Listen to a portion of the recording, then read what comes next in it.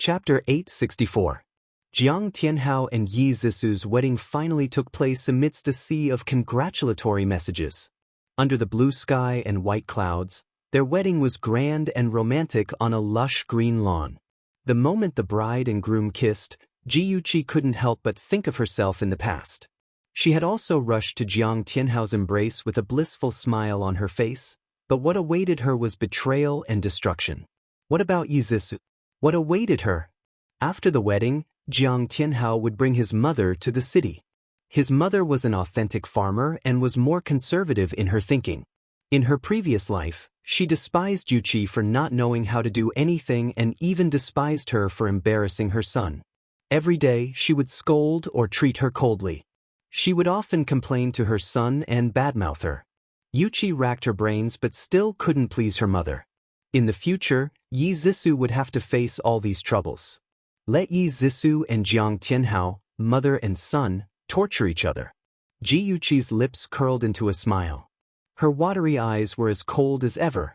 A tall figure approached her. Suddenly, a hand appeared on her waist.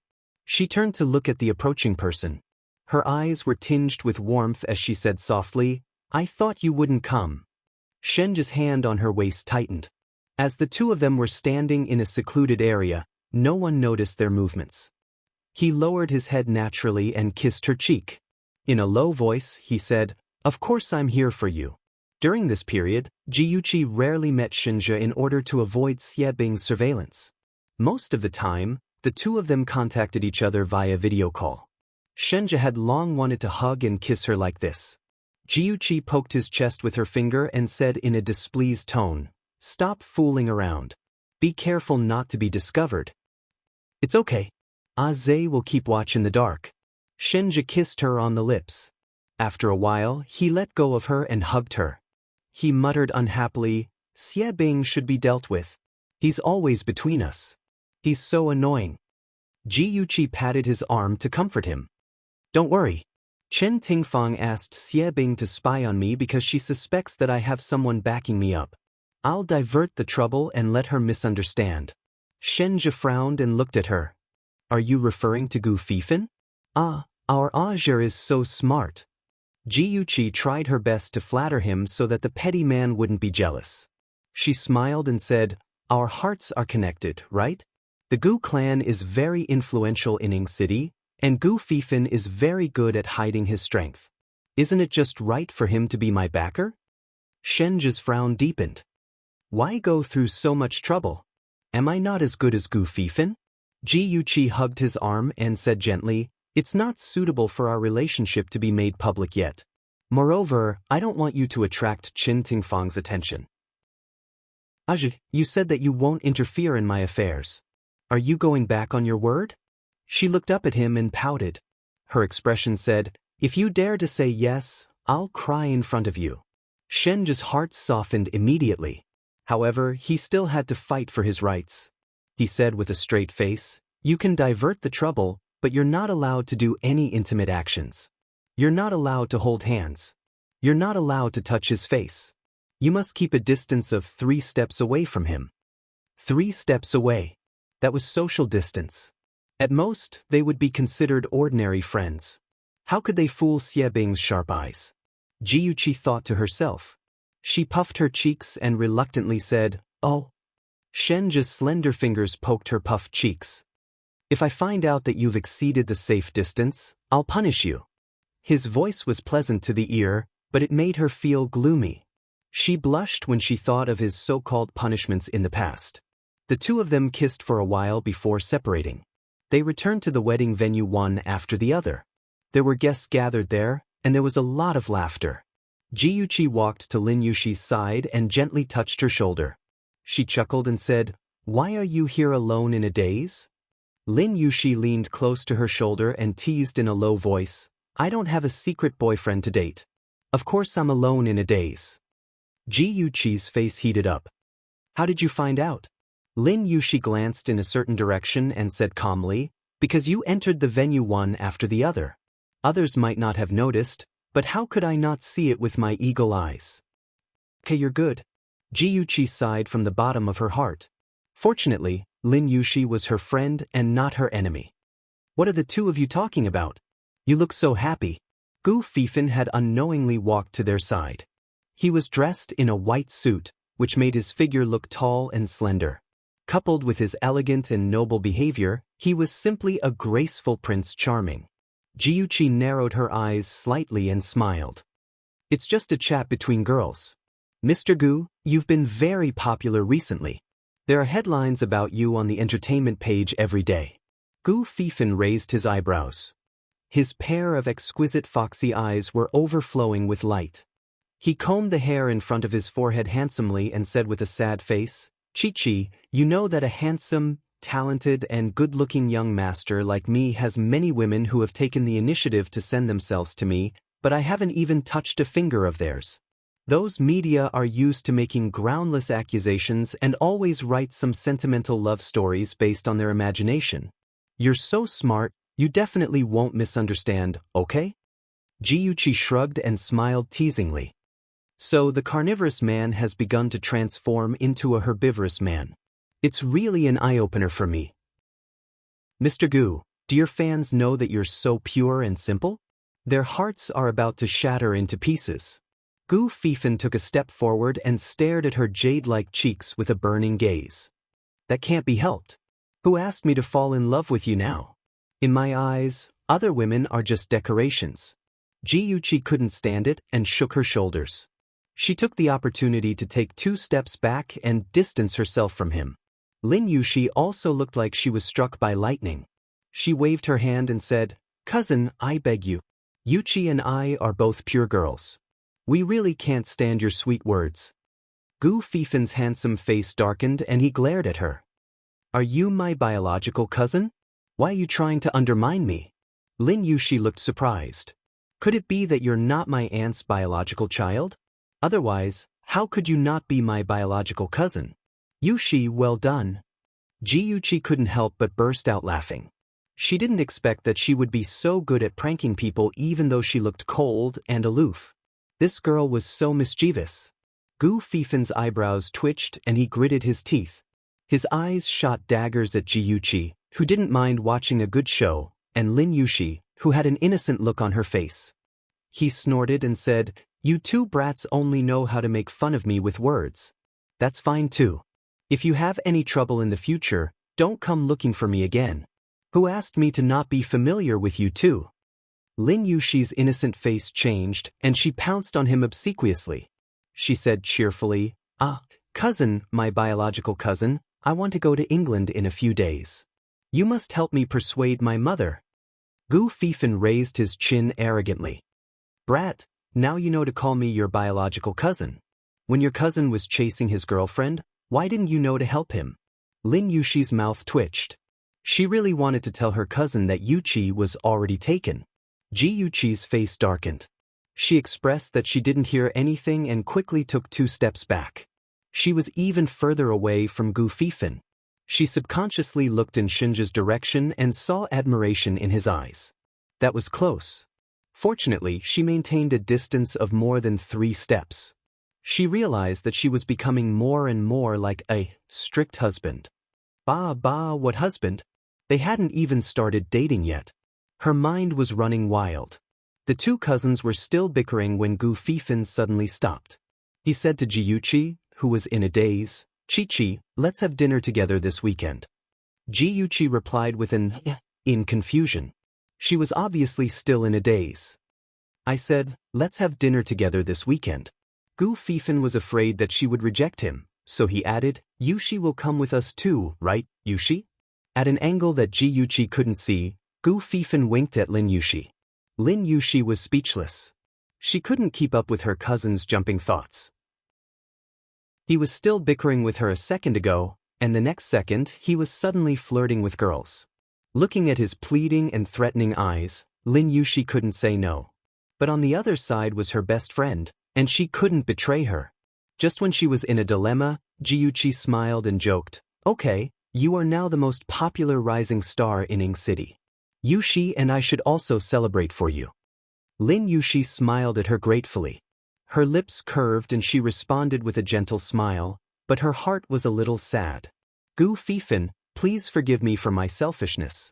I only wanted to protect Shinja, so I drew Qin Tingfang's attention to you. The promised dinner for 3 turned into a date for 2 people. According to Gu Fifan, Lin Yushi had a bad cold and couldn't go out, so she missed the appointment. Ji Yuqi received a call from Yuqi when she was in the bathroom. She kept apologizing, saying that she had to stay at home because of her cousin's threats and promises. In the end, she sighed and said, "Yuqi, I can see that my cousin really likes you." Sigh, he can only blame himself for waking up too late. You are already taken. Ji Yuqi looked at herself in the mirror and said softly, "I'm sorry." She didn't know if she was talking to Lin Yushi or Gu Fifan. Silly, it's not your fault. Okay, I won't talk to you anymore.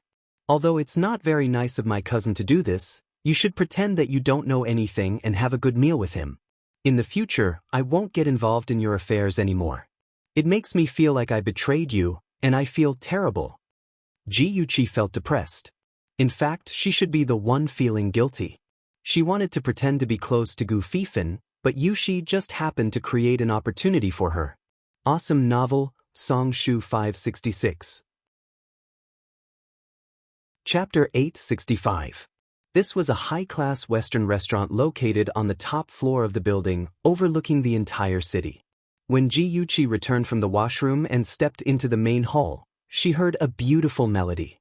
A handsome man in a white suit sat next to the piano in the middle of the hall. His slender fingers danced merrily on the piano keys, and the light and mellow music flowed in the air like a gurgling stream. Gu Fifan raised his head, and his picturesque eyebrows were smiling. His sexy thin lips parted as he sang an Italian love song. His mellow and magnetic voice was like wine that had been stored in the cellar for many years, fragrant and intoxicating. His deep and charming eyes were fixed on her, and his gentle and affectionate gaze was glued to her body. He was so focused and affectionate, as if she was the only one in the world. He gently poured out his love for her. Because of his bold actions, she felt uncomfortable all over, but because Xie Bing was very likely to be lurking here, she did not show it. Instead, she wore a smile and quietly met Gu Fifan's gaze. This scene did fall into Xie Bing's eyes. After a simple disguise, he sat in a corner near the wall. He obeyed Qin Tingfang's orders to follow Ji Yuqi, but he did not find out which man she was in close contact with. He thought that he would return empty-handed, but he did not expect her to reveal her foxtail today and go on a date with the eldest young master of the Gu family. This was a huge discovery. In addition, the narrow-minded Shinja also saw this scene. Although he agreed with Ji Yuqi's plan, he did not say that he would not supervise her date with Gu Fifan. Shinja sat near the window, and his malicious eyes stared coldly at Gu Fifan, who was playing the piano in the middle of the restaurant. His well-defined fingers clenched tightly, and the veins on the back of his hand throbbed. He could not wait to throw the man who was coveting his baby out of the window.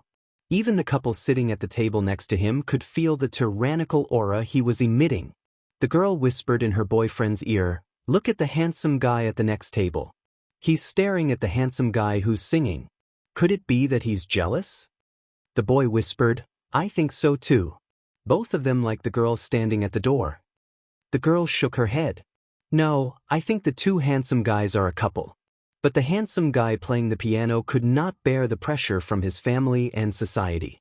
He decided to abandon the same-sex couple and fall in love with the girl, so the handsome guy at the next table is jealous. The boy wiped his sweat. Earth's people could no longer stop the Fujoshi. Ji Yuqi was completely unaware that she had already become a despicable mistress who stole someone else's lover.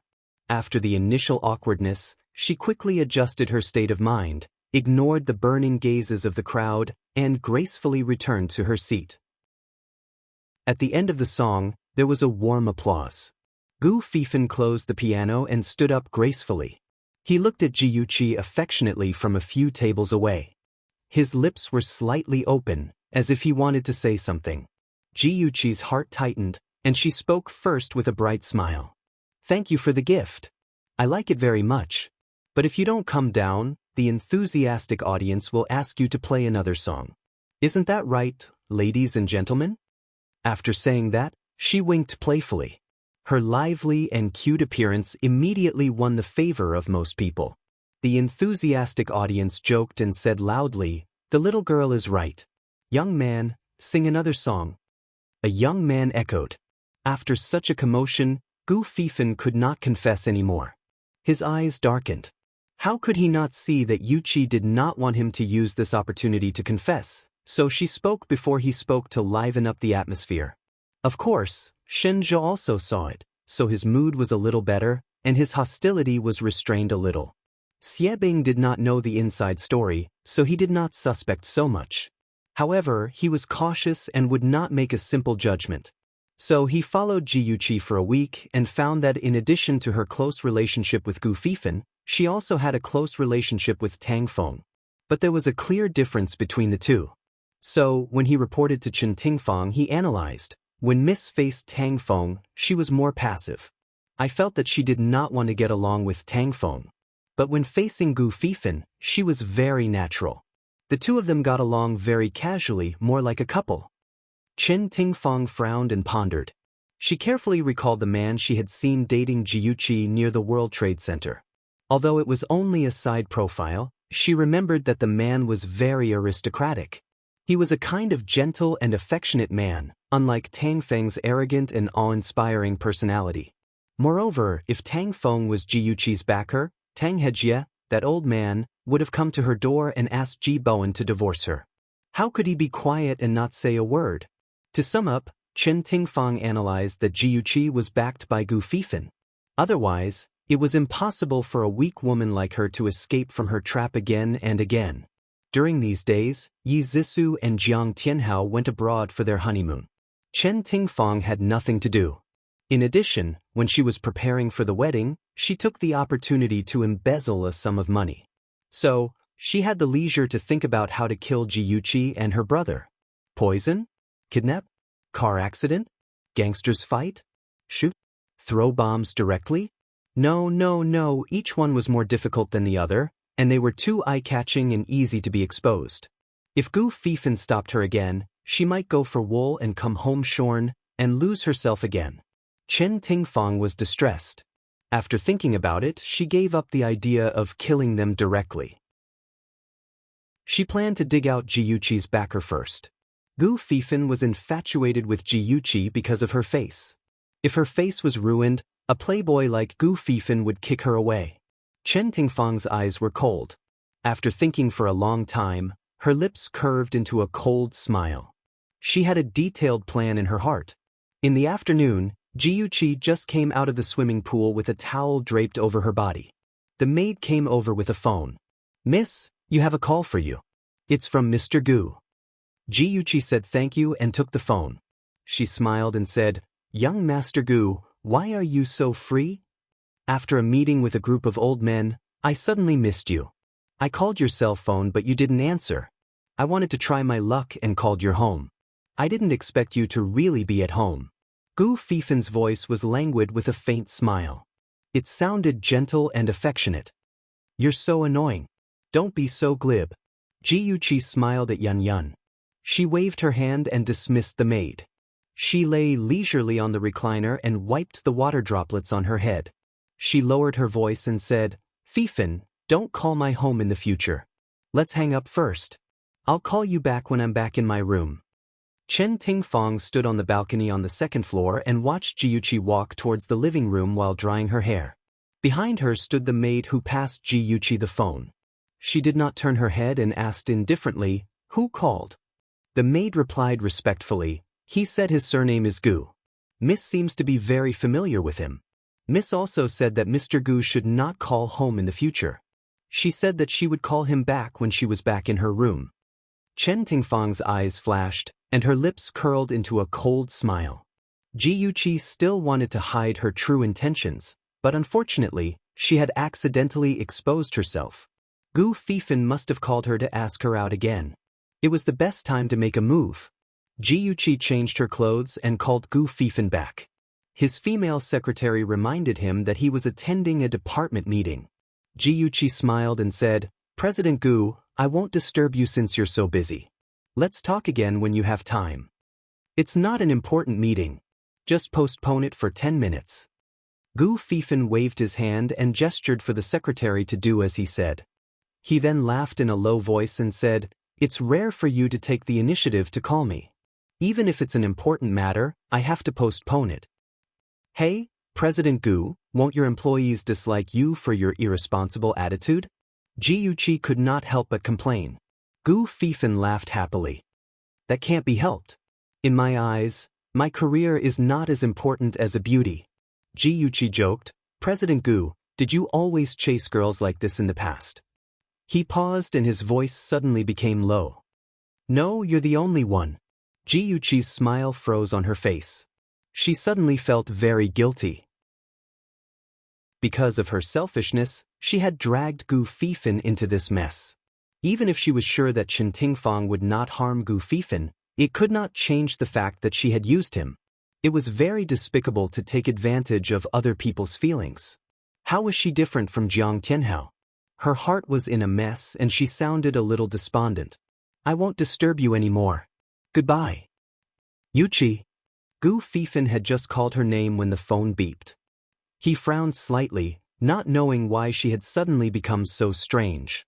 Gu Fifan called her cell phone, but no one answered. He texted her, "What's wrong? Did I say something wrong?" Ji looked at the text and her mind was in a mess. She could not help but think of all the things that had happened in her previous life. Strictly speaking, Gu Fifan was not a scumbag. He was just a playboy. In her previous life, he had hurt her because he had been schemed against. In this life, he had not done anything to hurt her.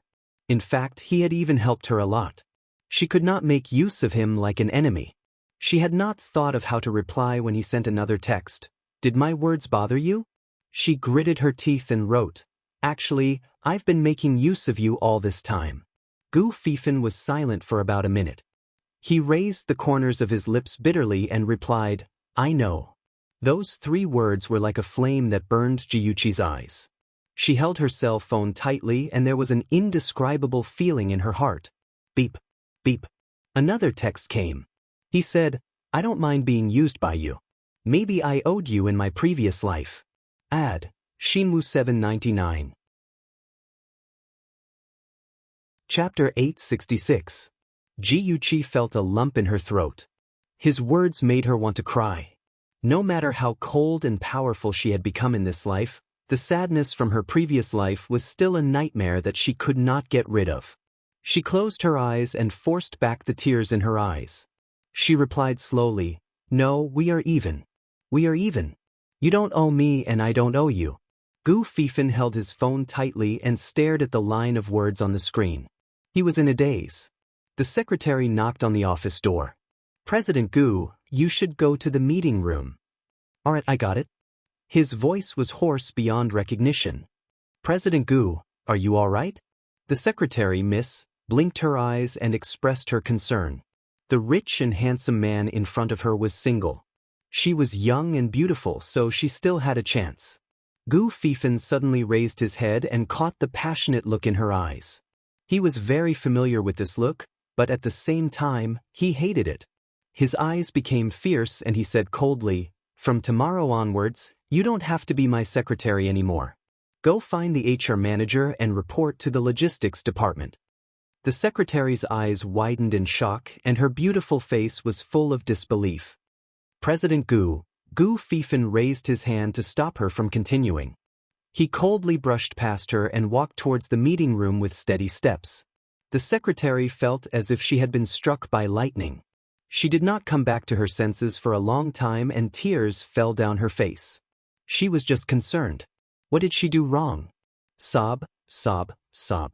The boss nowadays is so heartless and unreasonable. After Gu Fifan finished the meeting, Ji face was still lingering in his mind. She was cold, expressionless, smiling at him and angry. Her different expressions intertwined with each other and it made his head hurt. He angrily punched the table and his fingers quickly tapped on his phone. He sent a message to the familiar number. "We are not even. We will never be even. Ji, you still owe me. I will make you my woman." Ji lay on the sofa and stared blankly at the text message. She thought for a moment and replied, "It's not worth it. Don't waste your feelings on me. I won't like you. As soon as she sent the message, he called her. His deep voice was filled with suppressed anger. Woman, what's wrong with me? Why do you dislike me so much? Jiuchi pinched her eyebrows and said helplessly, Gu Fifan, do you have to be so childish? It's not that you're not good, it's just that I don't have any feelings for you. I'm making things clear because I don't want you to misunderstand, and I don't want to hold you back. Gu Fifan, I only treat you as a friend. As soon as her voice fell, she heard a bang sound from the phone, as if something had been broken. After a long time, Gu Fifan's cold voice, which was very different from his usual, came through. Okay, I'll be your friend.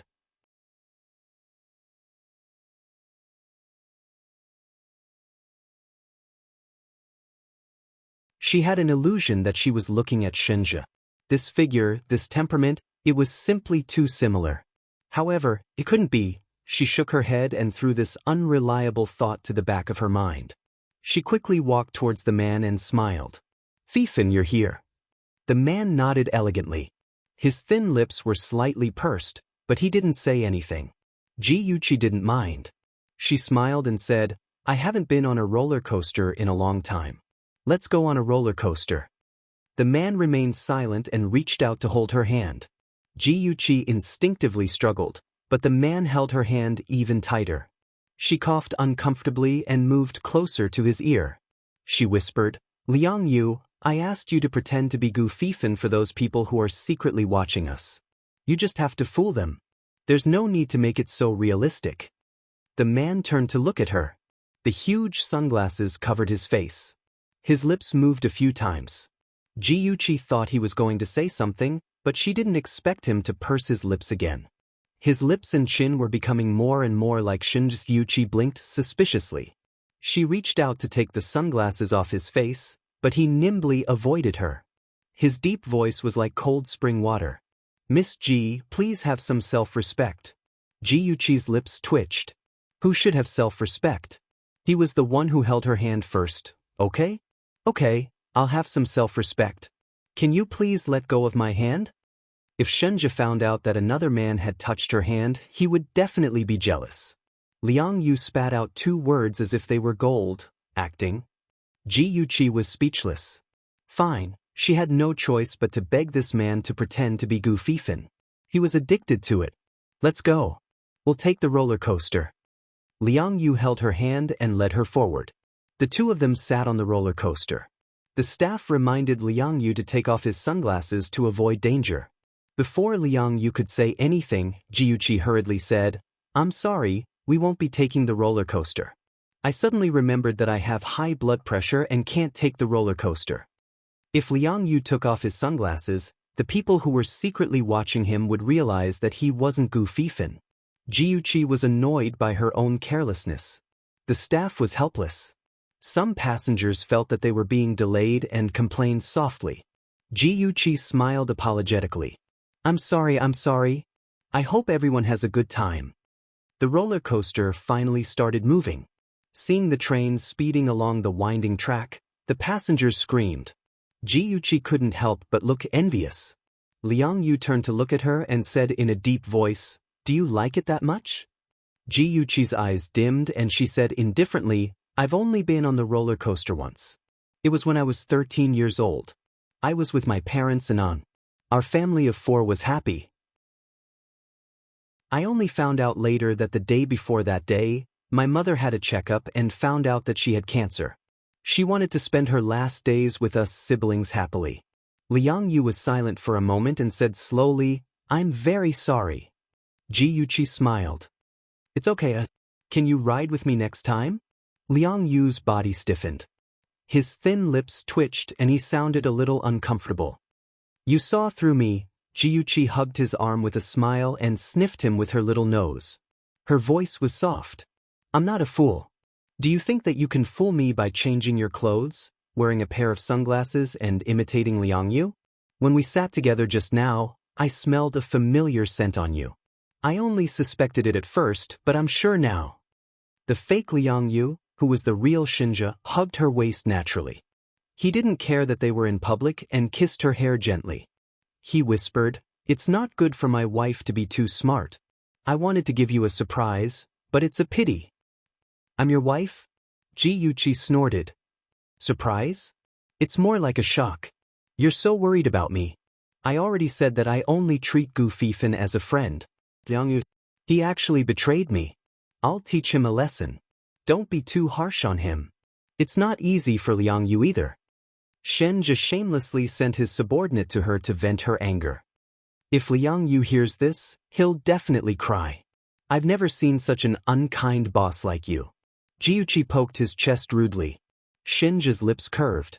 Even though his sunglasses covered his eyes, Jiuqi could feel that he was looking at her affectionately.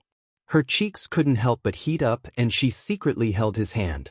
Beauty novel, Hongcha 866.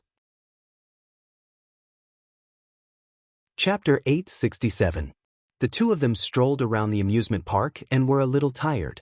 Jiuqi suggested that they rest at the rest area near the fountain. Shen Zhi naturally had no objections. They sat on the bench with drinks in their hands and looked at each other with smiles on their faces as they chatted softly. In the distance, a pair of sinister eyes were watching their every move. Jiuqi raised her wrist and glanced at the time. A glint flashed through her beautiful phoenix eyes. She raised her head and said with a smile, I'm a little hungry. I want to eat a hamburger. Can you buy it for me? Okay, wait for me here in Gigai. I'll be back soon. Shen Zhi leaned sideways and kissed her cheek. His dark sunglasses covered the complicated look in his eyes. Jiuqi watched his handsome back disappear into the distance. Her gaze was gentle and her lips were curved into a smile. Anyone with a discerning eye could tell that she was staring at her lover. I've been so good to you and you've actually hooked up with another man. Following a furious reprimand, a slap came flying towards Jiuqi's cheek.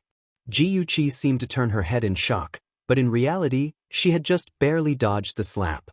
She shrank back in fear and said in a trembling voice, "You, who are you? I don't know you at all." The middle-aged man in front of her was wearing an old suit and his facial features were well defined. His eyes were wide open and he was furious. He pointed at Jiuqi's nose and scolded, "You be asterisk Heech, my wife was kind enough to sponsor your education and send you to university. I didn't expect you to have evil intentions and deliberately seduce me, causing me to divorce my wife. Now that I'm bankrupt and have no money, you've hooked up with another gigolo. You be asterisks, I won't let you off today." The surrounding people were in an uproar. They had just seen the girl being intimate with a man wearing sunglasses. They didn't expect the girl to be so vicious despite her beauty. Not only had she seduced the husband of her benefactor who had sponsored her, now that her benefactor was bankrupt, she was seducing another man. She was really despicable. "Young lady, it's not that I want to criticize you, but you shouldn't have done this." That's right. You can't forget your roots. She was kind enough to sponsor you, so she's your benefactor. How can you treat her like this? Young ladies nowadays don't know how to work hard and only know how to be a mistress. I don't know what's wrong with society. Look at her looks, she's a living vixen. Seeing that the crowd was on his side, the middle-aged man became even more arrogant. He grabbed Jiuqi's arm and dragged her forward as he scolded, "Gu, come home with me, the child is still waiting to be breastfed." "Let me go, I don't know you." Jiuqi flew into a rage and kicked the man in the leg. The man was caught off guard and was kicked back several steps, almost falling to the ground. Everyone was pointing at Jiuqi, but no one stepped forward to help her. Some nosy people even took out their phones or cameras to take pictures. She looked anxious and kept saying, I really didn't do it. I don't know him at all." Be asterisk teach, I originally wanted to let you off for the sake of our past relationship, but I didn't expect you to not even care about the child. I'm going to destroy you. The middle-aged man's eyes were red with anger and his cheeks were distorted. He pulled out a glass bottle from somewhere. The bottle was filled with a transparent liquid. He quickly pulled out the stopper and splashed the liquid on Jiuqi's face. Jiuqi looked flustered, but in fact she had been staring at his hands for a long time. When he pulled out the glass bottle, she was already prepared to dodge. But she didn't expect that the moment she dodged, a figure would quickly pounce on her. He used his back to block her and hugged her as they dodged quickly. The middle-aged man splashed empty air. Most of the liquid spilled on the ground, and a small part splashed on Shinja's back. His coat immediately sizzled and smoked. Soon, a small hole was burned. Ah, sulfuric acid! Screams resounded through the sky. The crowd frantically fled. Some people were knocked to the ground. Children were squeezed and crying. The people who were initially in a circle dispersed in an instant. They were afraid that the middle-aged man would throw sulfuric acid again and endanger themselves. However, this worry was unnecessary. The middle-aged man was quickly surrounded by 2 security guards. They forcibly restrained him and brought him to the security room. Aja! Jiyuchi didn't have the mood to pay attention to that side.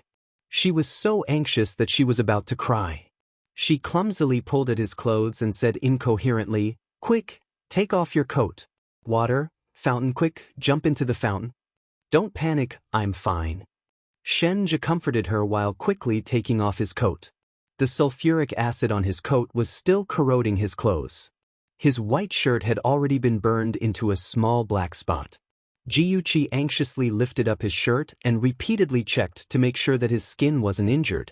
Her legs went soft and she almost collapsed to the ground. He quickly turned around and held her in his arms. She tightly hugged his waist. Her tears fell like rain. "You scared me to death. Why did you rush over? If anything happened to you, I also. I don't want to live anymore." These words circled around the tip of her tongue. In the end, she swallowed them back down. She couldn't easily say such words. She had a heavy responsibility on her shoulders. She didn't only have Shinja, but also her father and Tun. Jiyuchi had never been so weak. She lay in his arms and burst into tears. The people around thought that she was afraid. Only Shinja knew that she was worried about him. He hugged her tightly. He couldn't wait to rub her into his body. The thrilling scene just now made his blood turn cold. He gently stroked her hair and comforted her softly. The crowd around them came and went. There were constantly people who stopped to look at them curiously. There were also people who secretly hid at the side and used their phones to record the entire scene. Shinja didn't care. He focused all his energy on the person in his arms. He tightly protected her and let her cry and vent on his chest. After a few minutes, Jiyuchi barely managed to control her emotions. She raised her head with tears on her face and sobbed, "Don't do that again. I don't want you to get hurt." Shinja gently wiped the tears on her cheeks with his fingers and comforted her with a good temper. Listen to our Chichi in the future." Jiyuchi's cheeks puffed up. She said unhappily, "You're always coaxing me. If there's danger next time, you'll jump out and block it for me." This was her Shinja. Whenever there was danger, he would always block in front of her. Shinja's eyes curved slightly. It was just like a spring breeze, warm and gentle. He pinched her perky little nose lovingly and chuckled softly. "Since you understand, why are you still forcing me to do something impossible? Chichi, don't deliberately send me away in the future." As smart as he was, how could he not see that she had already known that danger was approaching and had deliberately sent him away? He left in front of her as she wished. However, he didn't go far. When he saw that someone was trying to harm her, he rushed up without hesitation. Jiyuchi's heart trembled. The words she wanted to say were stuck in her throat. She stared at his extraordinarily handsome face and his serious and determined gaze. She had no reason to reject him. She could only secretly decide that she would never let Chen Tingfang and the others hurt Shinja. A security guard led 2 policemen to them. One of the policemen said, "You 2 are the victims, right?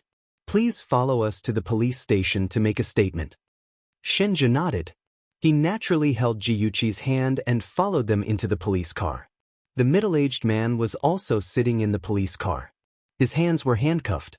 When he saw Jiyuchi, he opened his mouth and scolded her. Words such as slut and vixen were simply unbearable. Shinja's gaze turned cold. He ignored the presence of the police and punched the man's cheek. The man's mouth immediately swelled up and he even spat out a bloody tooth.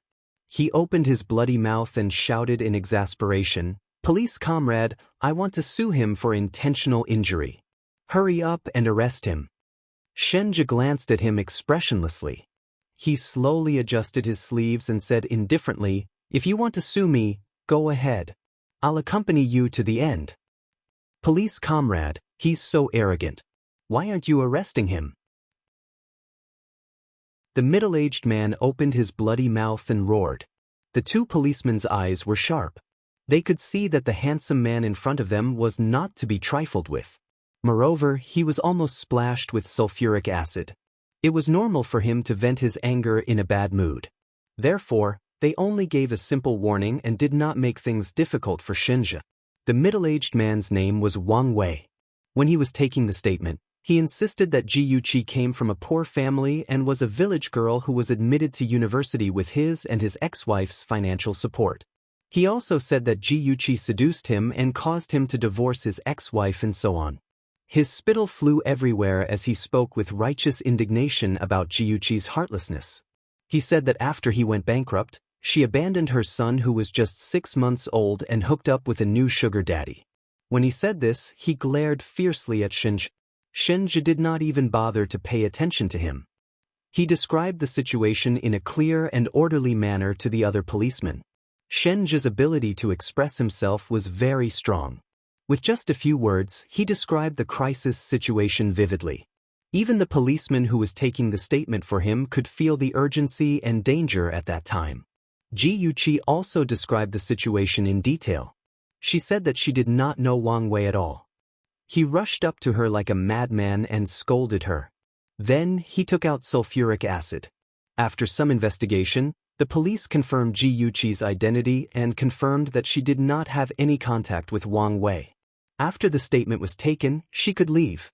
When Ji Yuqi left the police station, she turned back to look at Wang Wei who was still being interrogated. A thick haze appeared in her eyes. In her previous life, it was this man who pretended to be crazy and splashed sulfuric acid on her cheeks. At that time, she subconsciously used her arms to block it. Her face was not injured, but a few drops of sulfuric acid splashed on her eyes, causing her to lose her sight and her arms to be severely burned. Later, it was Shenja who transplanted his eyes to her. Awesome novel, Shinmu 799. Chapter 868. The operation was a success, and she could see again. However, she had been kept in the dark about how much Shenja had sacrificed for her. She happily accepted Jiang Tianhao's proposal and threw Shenja to the back of her mind. She happily prepared for her wedding.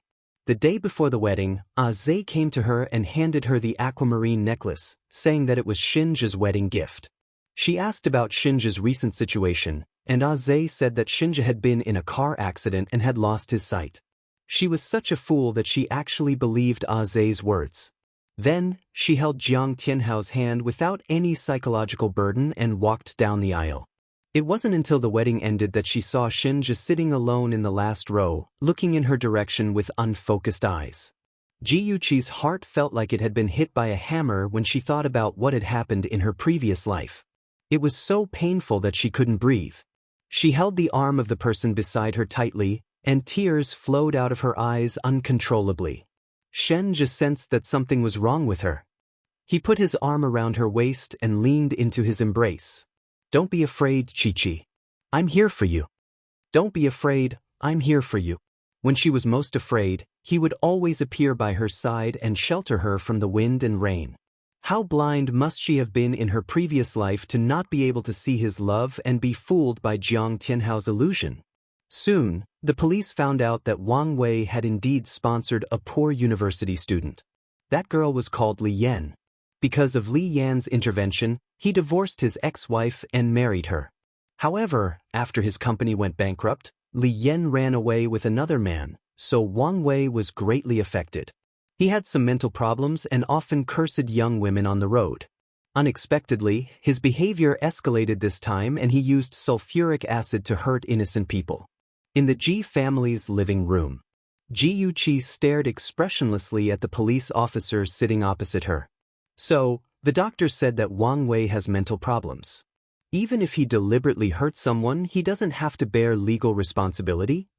The policeman nodded apologetically. Yes, Miss G, this is the law. Originally, his guardian had to bear the responsibility, but after he divorced his ex-wife, there was only a half-year-old son left at home. There was no guardian at all, so he could only be transferred to a mental hospital for treatment. Jiuchi lowered her eyes slightly. This situation was exactly the same as in her previous life. Even if she intentionally hurt someone, she could still avoid jail.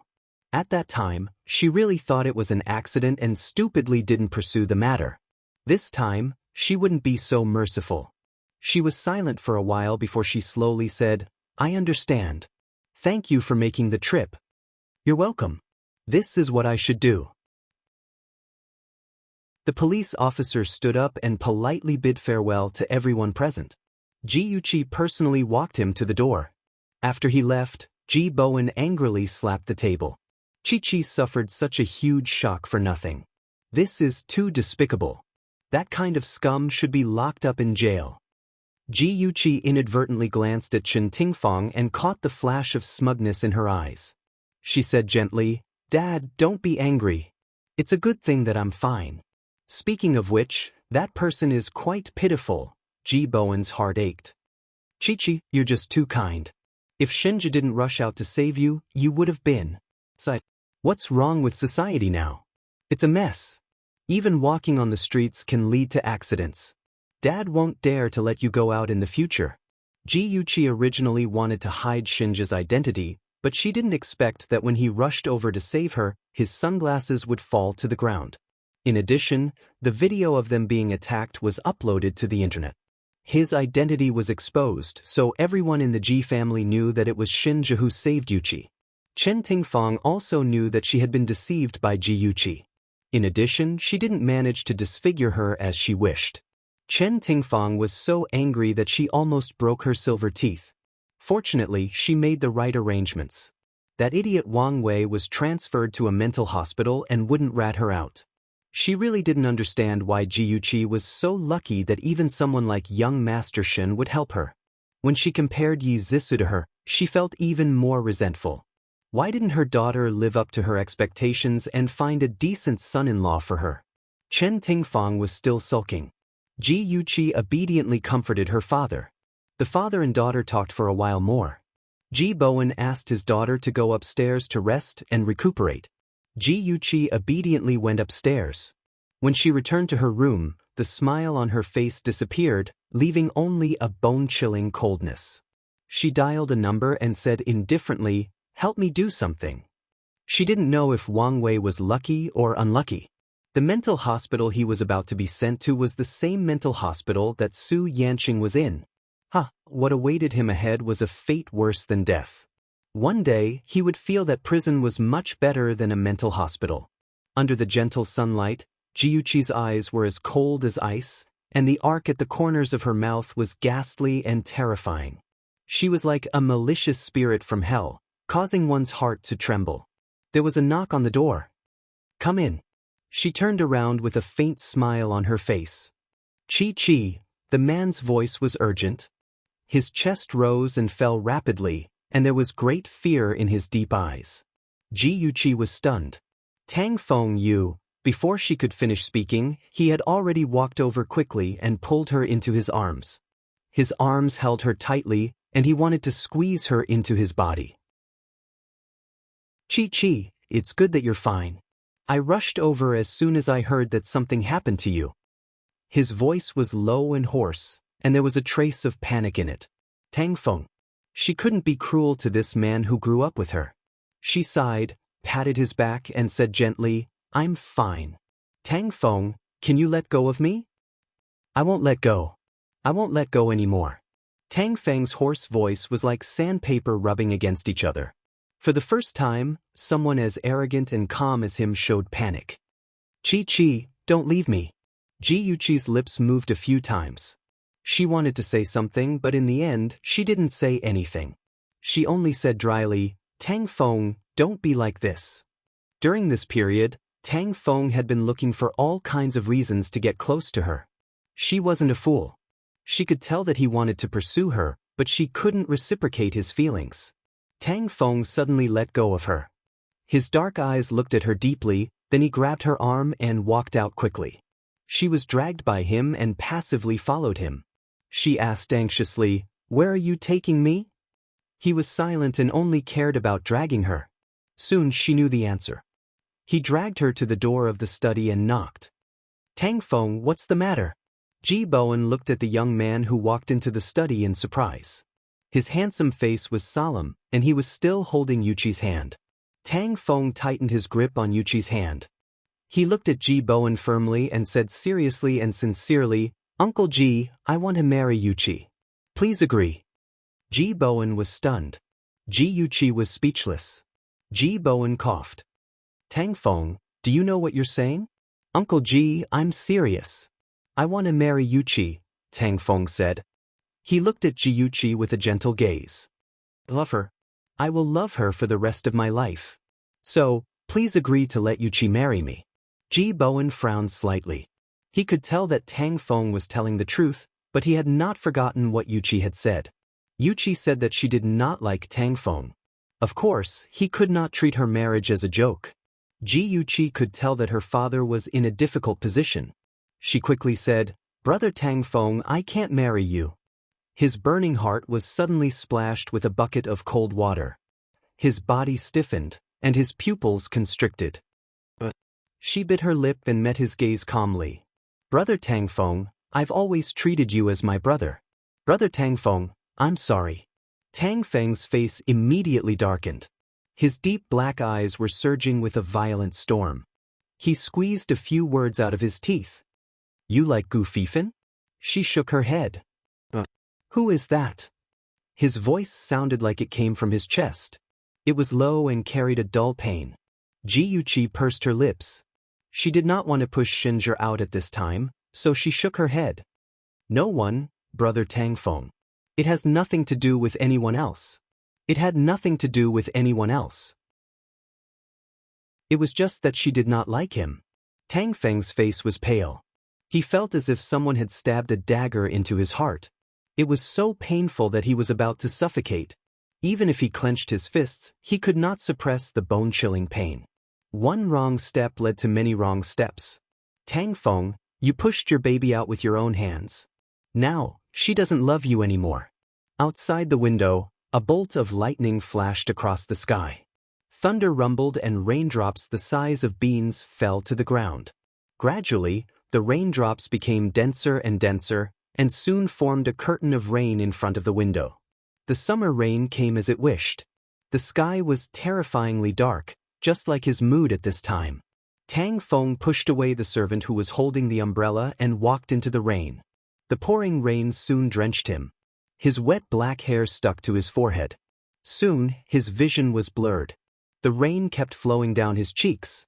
He touched the rain in front of his eyes, stepped on the puddles on the ground expressionlessly, and walked toward his car. Ji Yuqi stood outside the balcony and looked at the blurred back in the rain. She pinched her fingers into her palm and said softly, "Brother Tang Feng, don't blame me.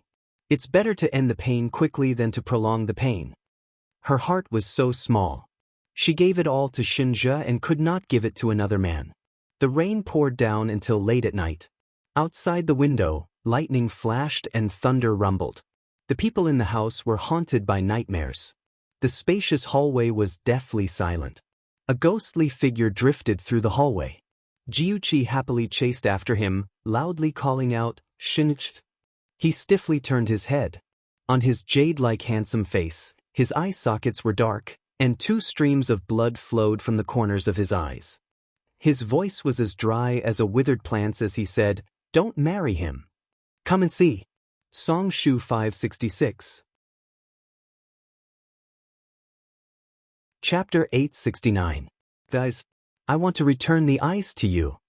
Ji Yuqi was drowning in despair, and she couldn't break free no matter how hard she tried. She suddenly woke up from the nightmare and sat up, gasping for air. Her whole body was drenched, as if she had been fished out of the water. Unknowingly, her cheeks were already covered in tears, and the tears mixed with sweat dripped down. She covered her face with both hands and cried bitterly. Her mournful cries echoed in the room, and mixed with the sound of the rain outside the window, it became even more desolate. Suddenly, the sound of footsteps broke the desolation. A black figure slowly walked over from the window. Jiuchi suddenly raised her head, her eyes still teary, and looked at the black figure warily.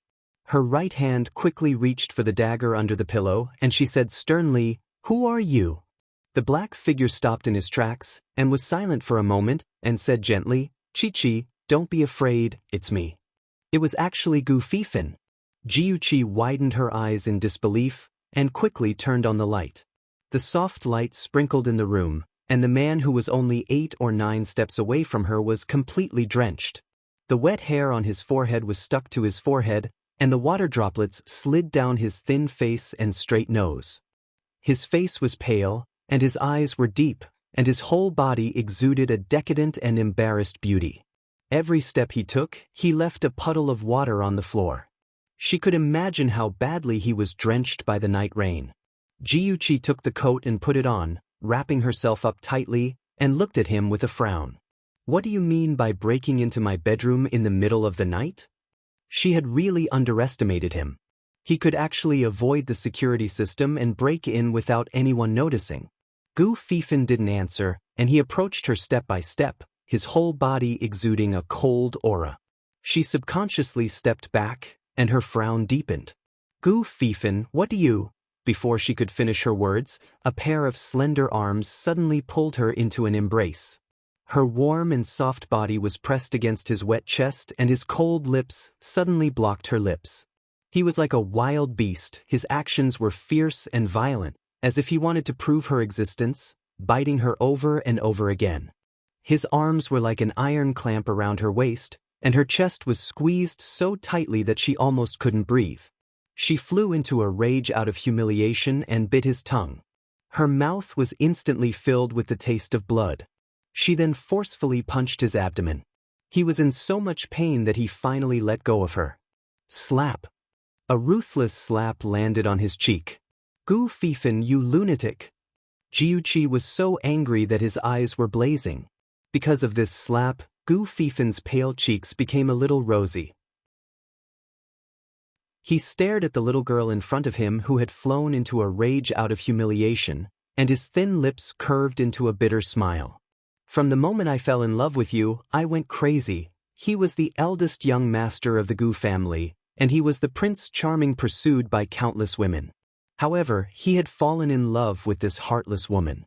When he saw on the internet that she was in danger, his heart almost stopped beating. When he saw her crying in Shinja's arms, his eyes were filled with jealousy and anger. He finally knew that it wasn't that she didn't have a heart, but that she had given it all to Shinja. He really wanted to be the unrestrained eldest young master of the Gu family, who didn't show any mercy to any woman, but he couldn't control himself. He couldn't even wait until tomorrow to see her again. He braved the rain, climbed over her window, and barged into her bedroom like a lunatic. His arms tightened around her shoulders, and his eyes were burning with rage. He gritted his teeth and said, "You love Shinja, don't you? If he can do it, I can do it too. How am I worse than him? Why can't you love me?" He had been driven crazy by anger and jealousy, and his usual calmness and rationality had completely disappeared. Jiuchi suddenly realized that he really loved her, and he loved her so deeply. She didn't know how to deal with this situation, and could only try to ease his emotions. She quietly looked at his eyes and said gently, "Fifin, you're very good. Many girls like you. You'll definitely be able to find a girl who suits you better than me. I only want you." Gu Fifin was as domineering as a king, and the strong possessiveness in his eyes frightened her. She sighed helplessly in her heart. "Fifin, can you be more rational?" Her gaze was gentle and helpless, as if she was looking at an unreasonable child. Gu Fifin's chest was filled with a strong sense of annoyance, and there was a faint impulse in his heart that made him want to rush forward, press her under his body, and take her for himself. Because of this thought, the arm that was holding her trembled slightly. His deep eyes gradually turned red, and the imprisoned beast in his body was about to break out. Jiuchi's soft fingers gently covered the back of his hand, and she said gently, "Your clothes are all wet. I'll go get a set of my brother's clothes for you. Take a seat first." Her gentle voice was like a clear spring, and it instantly extinguished the evil fire in Gu Fifin's heart. He quickly retracted his hands from her shoulders, and felt guilty for having such thoughts. His sexy lips pursed and his voice was hoarse. Although Ji Yunhan was already 1.7 meters tall, his clothes were still a little comical when worn by Gu Fifin, who was 1.8 meters tall. After changing his clothes and drying his hair, Gu Fifin seemed to have turned back into that suave young master. He glanced at Jiuqi, who had a strange expression on her face, and raised his eyebrows. "Laugh if you want, don't hold it in." Jiuqi burst out laughing. Afraid that he would be annoyed, she comforted him. "Actually, it's not that bad." Gu Fifin curved his lips, and suddenly strode towards her. Her eyes narrowed and her right foot moved. This small vigilant action made him feel uncomfortable, and he stopped in his tracks, looking at her with deep eyes. "Protect yourself in the future, and don't use yourself as bait anymore. If you have any difficulties, feel free to look for me." Jiuqi was slightly stunned, and her lips quickly curved into a faint smile. Okay." He looked at her deeply and his voice was deep. "I'm leaving, have a good rest." She felt as if a bottle of mixed feelings had been knocked over in her heart. She watched as he left through the window. Unknowingly, the rain had stopped, and a few bright stars appeared in the sky after the rain. That dark figure ran quickly on the balcony, and soon disappeared from the courtyard. The moon was bright, and the stars were sparse. The air was mixed with the fragrance of plants and flowers. It was quiet and lost, as if she had just had an unrealistic dream. For the next period of time, both Tang Feng and Gu Fifin disappeared from Jiuqi's life. She thought that they had given up, and she secretly heaved a sigh of relief. Ying City Mental Hospital. A young man wearing glasses and wearing a white coat, with a fountain pen in his coat pocket, was meticulously leading two nurses on a ward round with his hands behind his back. A good-looking nurse opened the small window above the ward door, and looked at the man who was sitting by the bed in a daze. She said, "Dr. Ouyang, this is the patient that the police transferred here today. His name is Wang Wei, and he has a strong tendency to violence. The sulfuric acid incident that caused a sensation in Ying City a few days ago was committed by him." Ouyang Su nodded slightly, opened the door, and stared at Wang Wei expressionlessly. He said coldly, "Number 33, I'm your doctor in charge. From now on, please stay here and receive your treatment quietly." Wang Wei, who had been keeping his head down, suddenly raised his head and laughed foolishly. "I'm not mentally ill." Ouyang Su glanced at him indifferently, and then signaled the nurse to throw a blue and white hospital gown onto his bed. When the three of them turned to leave, Ouyang Su said indifferently, "Everyone who comes in has said the same thing. Remember, you're a mental patient here. Other than cooperating with the doctor, there's no other way. Otherwise, you'll go back to prison." Wang Wei's body stiffened. He thought that he had disguised himself well, but a complicated emotion quickly flashed through his confused eyes. He knew that Ouyang Su must have seen through his act of pretending to be ill. After all, there were a lot of patients like him in the mental hospital. In order to escape the punishment of the law, they pretended to be mentally ill. After being exposed by Ouyang Su, Wang Wei had been very nervous. He was worried that Ouyang Su would tell the police that he was pretending to be ill. But for the next few days, Ouyang Su treated him like an ordinary mental patient with an indifferent attitude. Only then did Wang Wei feel relieved. On the fourth day, Wang Wei went to the activity room to participate in the entertainment activities as usual. The so-called entertainment activities were actually watching TV, playing table tennis, or playing chess under the care of the nurse. Every time, he would sit in the corner and watch TV with his neck up. Although he didn't like the program that was being played every time, he still stared at the TV. If he had nothing to do and lived in a muddle-headed way, he might really go crazy. In the not-so-quiet activity room, a woman's painful scream suddenly rang out. The room was full of people, but no one seemed to have heard the scream that got louder and louder. Even the nurse stood in the same place with an indifferent face, motionless. The woman's scream echoed in his ears. Wang Wei stood up and looked for the source of the sound. When he stepped out of the activity room door, he saw in the corner of the stairs, two men in hospital gowns were humiliating a woman. One of the men held down the woman's arm, and the other man with a scar on his face was on top of the woman. He kept moving his waist, and the air was filled with an obscene atmosphere. His hands were still forcefully strangling the woman's neck. The woman's cries were getting weaker and weaker, and the strength of her struggle was getting weaker and weaker. She was like a fish on the verge of death, instinctively opening her mouth to breathe hard. Her dim eyes were wide open, and her eyeballs seemed to be about to jump out of their sockets. Coupled with her disfigured face, it was creepy to see her like this. Wang Wei's back was covered with a layer of cold sweat, and he unconsciously clenched his fingers. Suddenly, a cold voice sounded in his ears. "That woman is called Su Yanqing. You may have heard of her. A few months ago, she was still the big miss of the Black Flame sect." Attention, Song Shu 566. Chapter 870. Wang Wei's throat tightened. Of course, he had heard of Su Yanqing's murder case. He liked to pay attention to current affairs, so how could he not have heard of it? He even saw her photo in the newspaper. She was a beautiful and proud woman. He didn't expect her to become like this. He turned his head in a daze and saw Ouyang Su standing beside him. He mumbled, "Aren't you going to save her?" Su Yanqing was about to be strangled to death. Ouyang Su's face was indifferent. He coldly said, "Su Yanqing once condoned her subordinates to rape more than 10 prostitutes.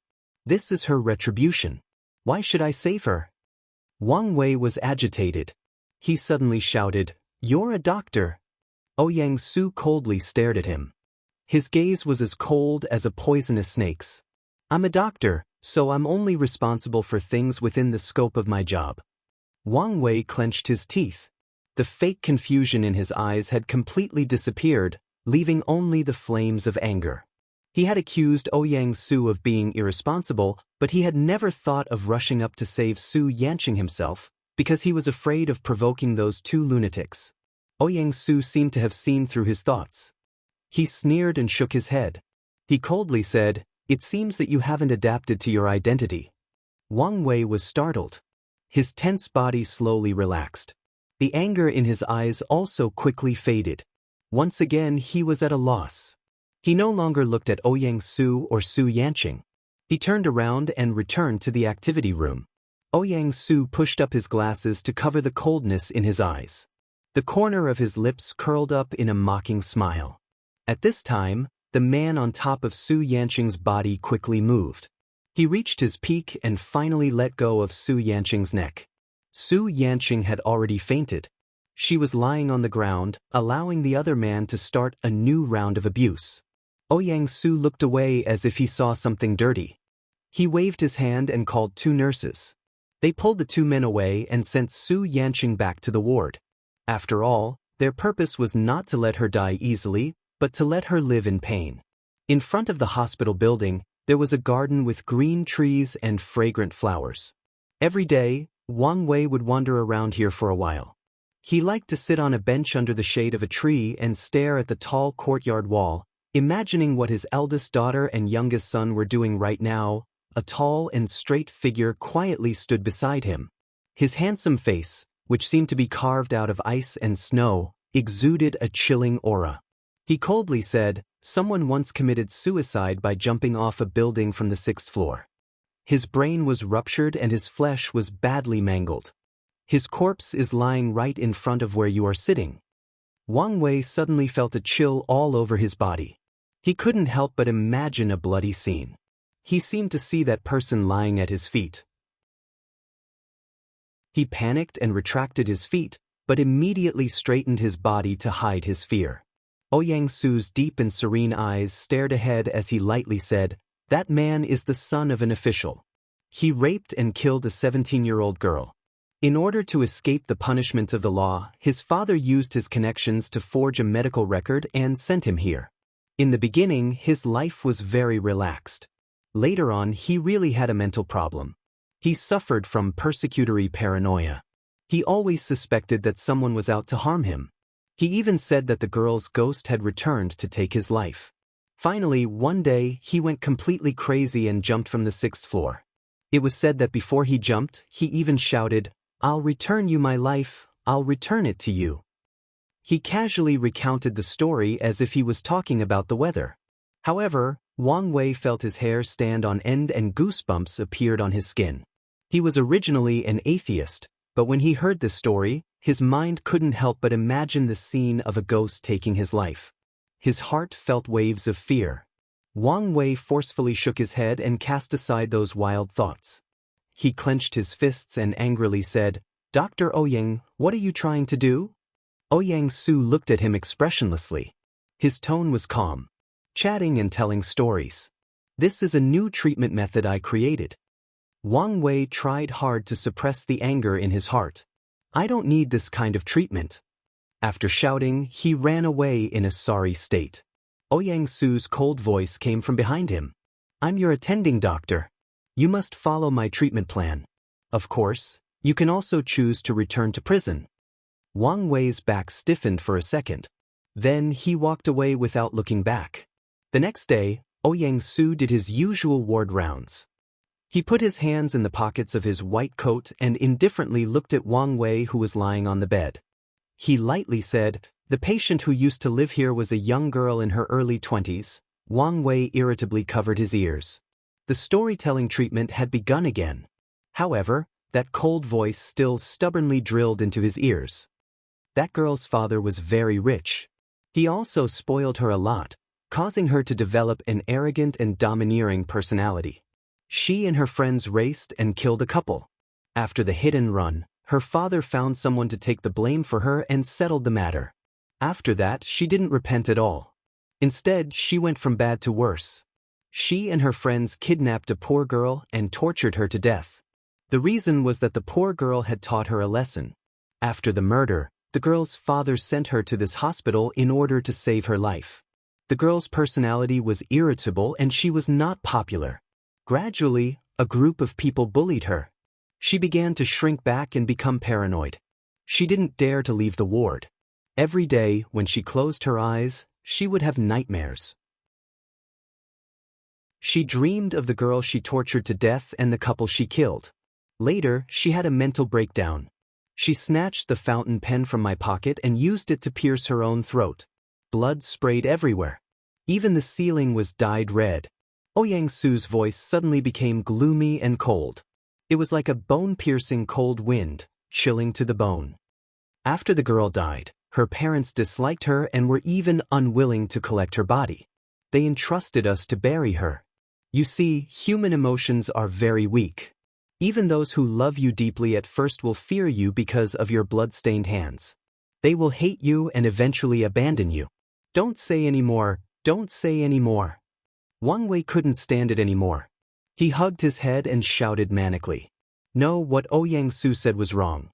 His children would never dislike him. They would never hate him. The one they loved the most was their father. Ouyang Su's lips curled up coldly. He said in a deep voice, "Little Wang, the patient's mania is acting up. Bring me a tranquilizer." After the nurse who was guarding outside the ward heard this, she immediately took out a syringe from her pocket. The syringe was already half filled with a transparent liquid. Wang Wei subconsciously retreated. He angrily and frantically shouted, "Don't come over. I'm normal. I don't need a tranquilizer." Ouyang Su sneered, "All patients don't like injections. Little Wang, give me the syringe." He stretched out his right hand. The nurse obediently placed the syringe in his hand. He held the syringe and strode over. Before Wang Wei could see his movements clearly, Ouyang Su had already grabbed his arm. He lifted the syringe and the liquid in the syringe was slowly injected into his body. The drug's effect was very fast. In just a few seconds, he felt his eyelids grow heavy. He wanted to sleep. He forced himself to open his eyes and stared at Ouyang Su. Ouyang Su said indifferently, "Little Wang, prepare for the operation." "Yes," Little Wang responded and quickly left. Wang Wei bit the tip of his tongue. The sharp pain allowed his mind to regain a trace of clarity. He watched helplessly as he was pushed into the operating room. The snow-white walls, the snow-white sheets, and the unpleasant smell of medicine made him panic. What do you want to do? Wang Wei stared at Ouyang Su and squeezed out a few words. Ouyang Su put on a pair of rubber gloves and held a shiny scalpel in his hand. He approached him step by step and said in a calm tone, "In 1949, the psychiatrist Moniz, who won the Nobel Prize in Medicine, invented an operation. The full name is bilateral prefrontal lobe lobotomy. It can reduce the impulsive and aggressive behavior of patients with mania and make them docile. Oh, of course, there are side effects. It will make you lose your memory and many functions. To be precise, you'll be no different from a walking corpse." As he spoke, he stroked Wang Wei's head as if he was looking for a place to cut. He calmly said, "As long as the scalp is cut open, the skull is opened, and the prefrontal lobe is removed. The brain itself has no sensory neurons, so you won't feel any pain. When you wake up from your sleep, you'll forget all those troublesome things. What a wonderful thing that would be." His fingers stroked Wang Wei's head as if he was stroking a fine piece of art. His low voice slowly sounded, but it made Wang Wei extremely afraid. His legs trembled, his eyes widened in horror, and his lips trembled. No, I don't want to do the operation." The cold scalpel gently rubbed against his head. Ouyang Su's voice was like the devil's voice from hell, cruel and cold-blooded. "Do you think that when you walk into this hospital, into my operating room, you can still do whatever you want?" Ouyang Su was like a devil who killed without spilling blood, using words to disturb people's minds. Wang Wei was terrified to the extreme, and even the tranquilizer couldn't control him. His hands tightly grasped the bedsheet, and he crazily roared, "Let me go, please let me go, I can give you anything you want." Ouyang Su raised his eyebrows. "You're just a toy in my hands, what else can you give me?" Wang Wei's body stiffened, but he quickly said anxiously, Money, I can give you money." Ouyang Su sneered, "I heard that you're bankrupt, how much money can you have? Keep the money and buy yourself a coffin." Yes, I have a lot of money." Wang Wei seemed to realize that there was a problem with this sentence, so he quickly changed his words. "As long as you let me go, I can give you 100,000. 100,000, for an ordinary doctor, was already very tempting. However, Ouyang Su didn't put it in his eyes at all. His tone was indifferent. "Sorry, compared to 100,000, I'm more interested in your brain." Losing his memory, losing his personality, and losing the ability to think, all of these made Wang Wei feel terrified. He didn't want to be a walking corpse, he had to find a way to escape from this terrifying mental hospital. He clenched his fists and eagerly negotiated with Ouyang Su. 200,000, I'll give you 200,000. Ouyang Su patted his forehead with the scalpel and lightly said, 200,000, it's enough for you to change a kidney and live for 10 more years. Removing the frontal lobe will only make you lose the ability to think. It's good to be alive, why waste money? Wang Wei's eyes widened in shock. How did you know? Know what? Know that you have uremia and only have 5 years to live? Or know that you were actually bribed, and in order to leave 300,000 for the child, you poured sulfuric acid? Come and see. Songshu 566. Chapter 871. You know everything? Who the hell are you? Wang Wei's back was drenched in cold sweat. He looked up at the man standing beside him. He was dressed in white, and his handsome face was expressionless. He was like an ice sculpture, and his whole body was permeated with coldness. Ouyang Su's lips curved into a sly smile. I know everything about every prisoner who enters the hospital. Prisoners are prisoners. Even if they escape the punishment of the law, they can't escape my punishment. His words were like a sharp sword, ruthlessly stabbing into Wang Wei's heart. Wang Wei's eyes widened in horror, and his body couldn't help but tremble. His mind couldn't help but recall the story he once told.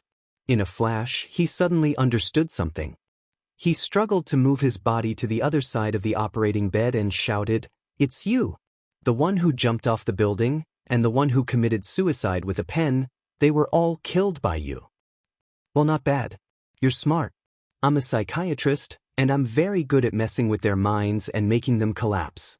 In fact, The case I'm most proud of was punishing a perverted ogre.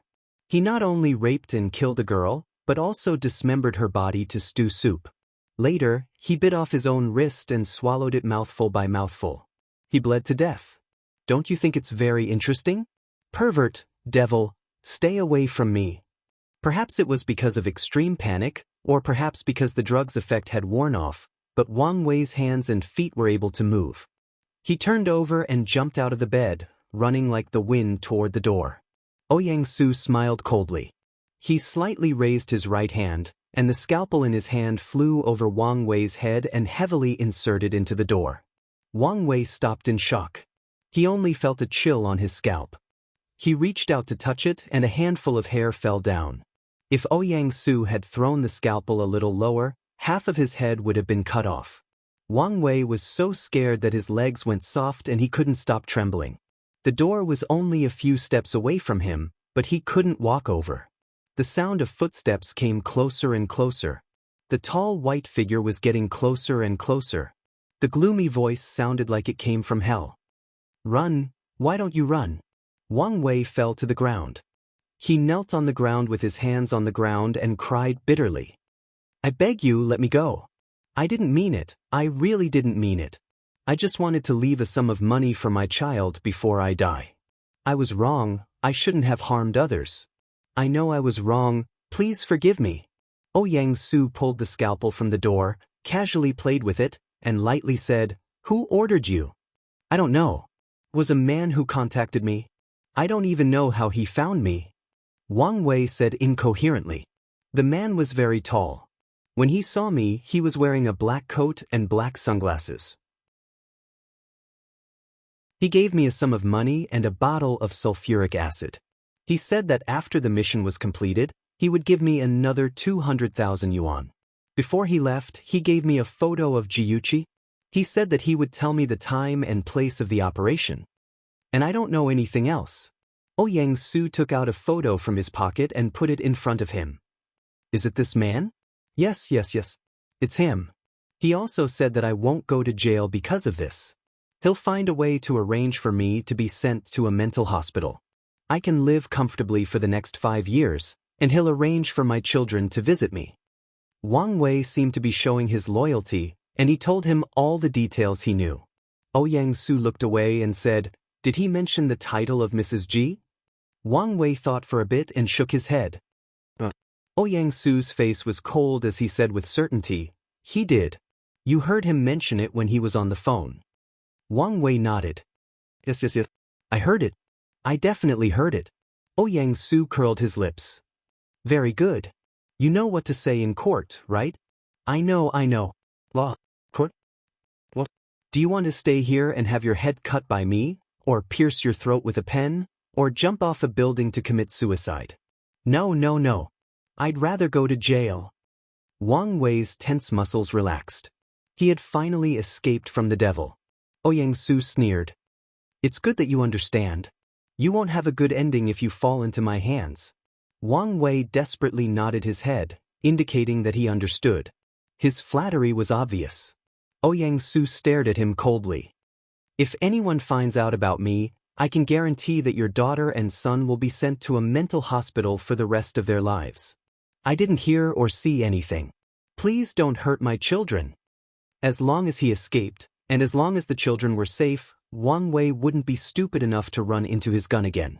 It had nothing to do with him how he dealt with the criminals who deserved it. Ouyang Su lifted his chin.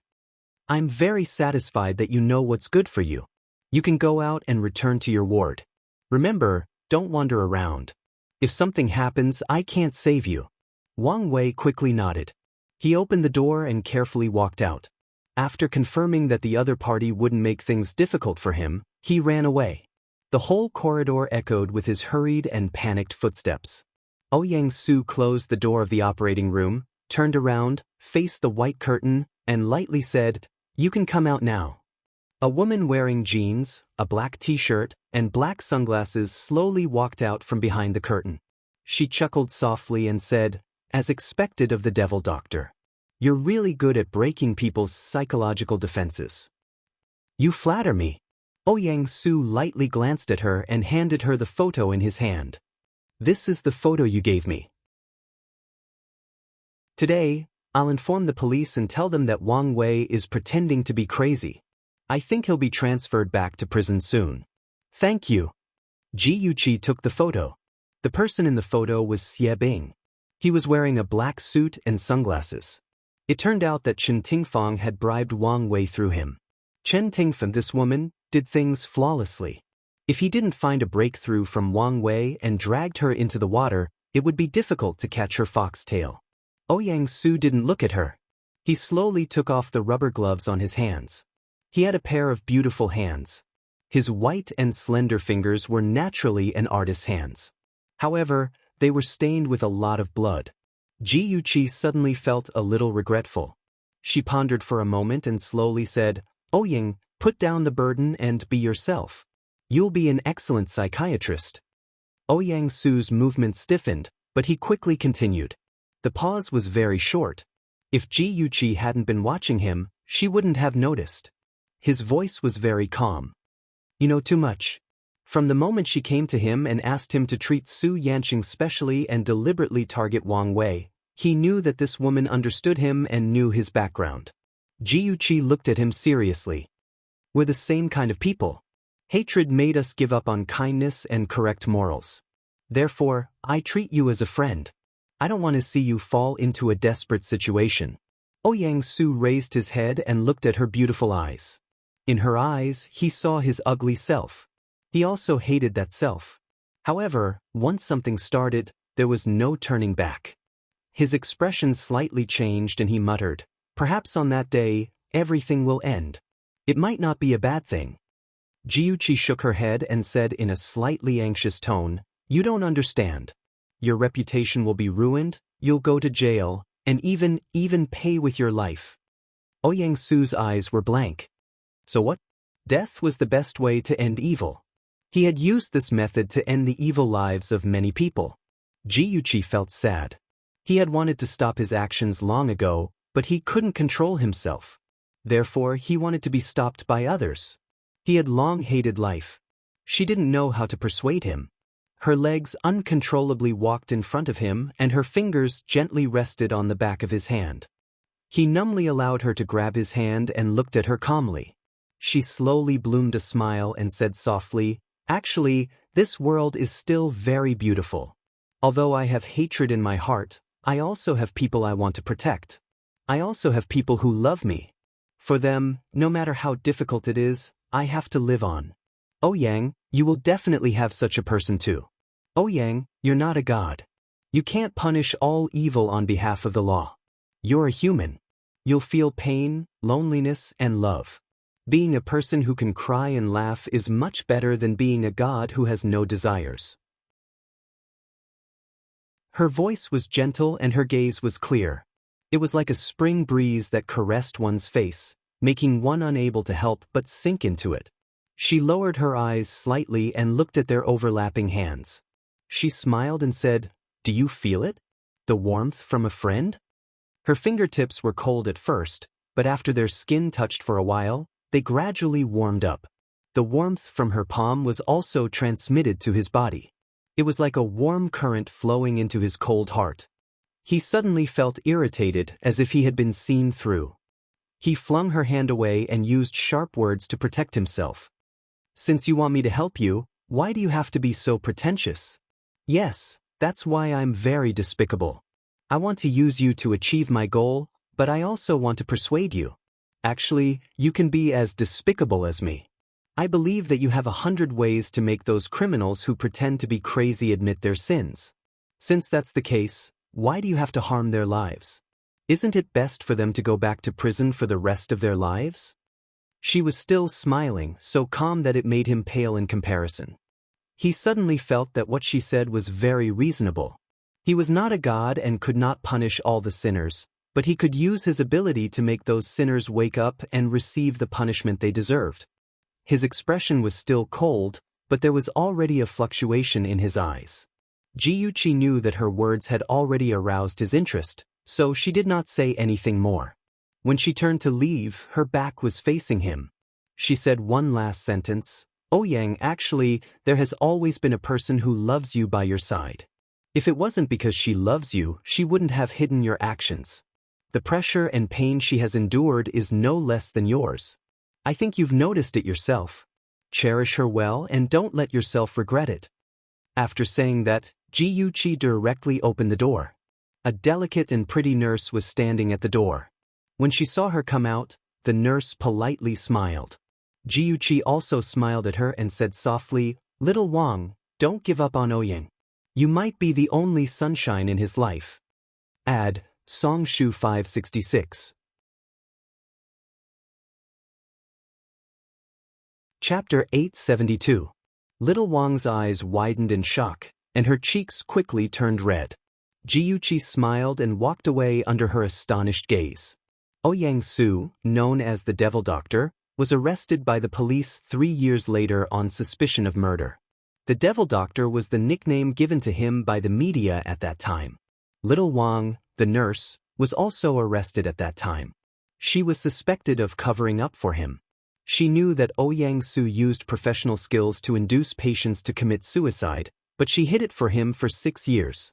At that time, the media speculated that Little Wang was forced.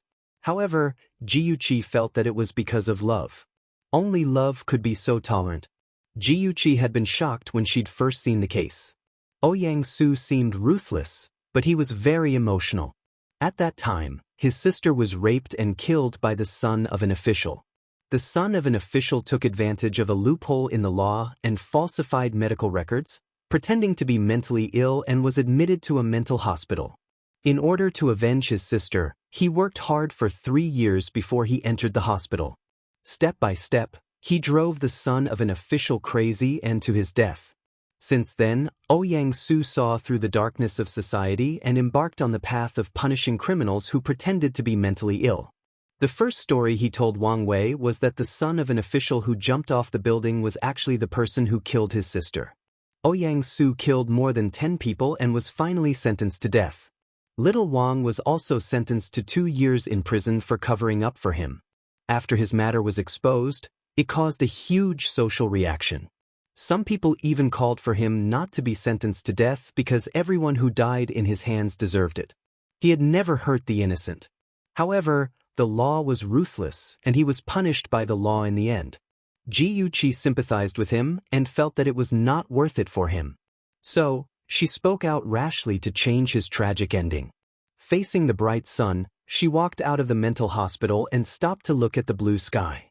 A faint smile rose on her lips. She hoped that her words would have an effect. 3 years later, Ouyang Su became a famous criminal psychologist in the country. When he used his knowledge to solve several major cases, he was hired as a police psychologist to participate in the investigation of major cases, which caused a wave of criminal psychology.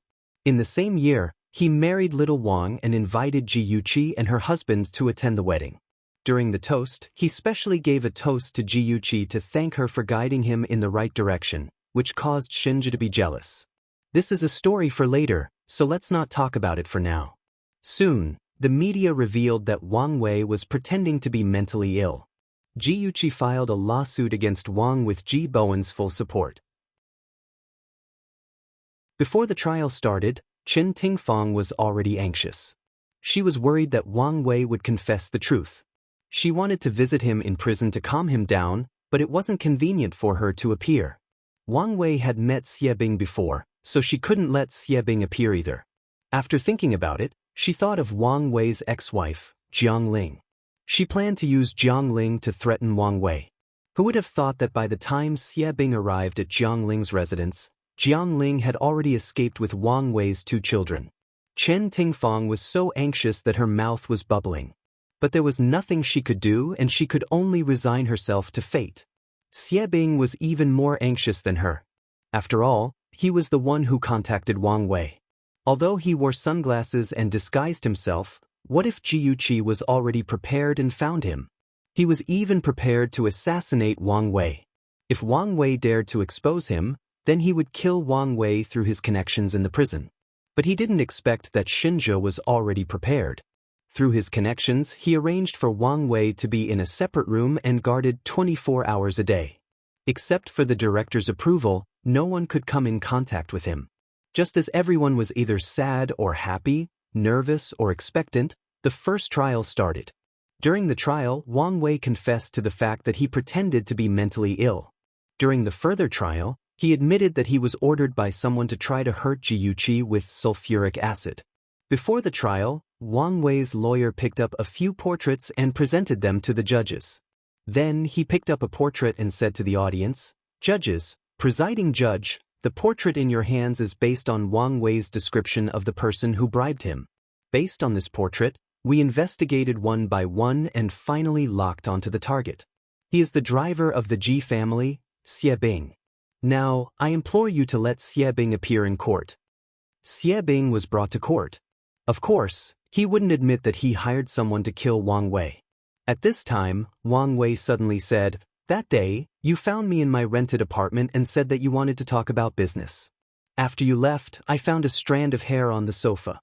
Just in case, I kept that strand of hair. I was afraid that you wouldn't admit it in the end." Xie Bing's pupils suddenly shrank. He knew that he was completely screwed.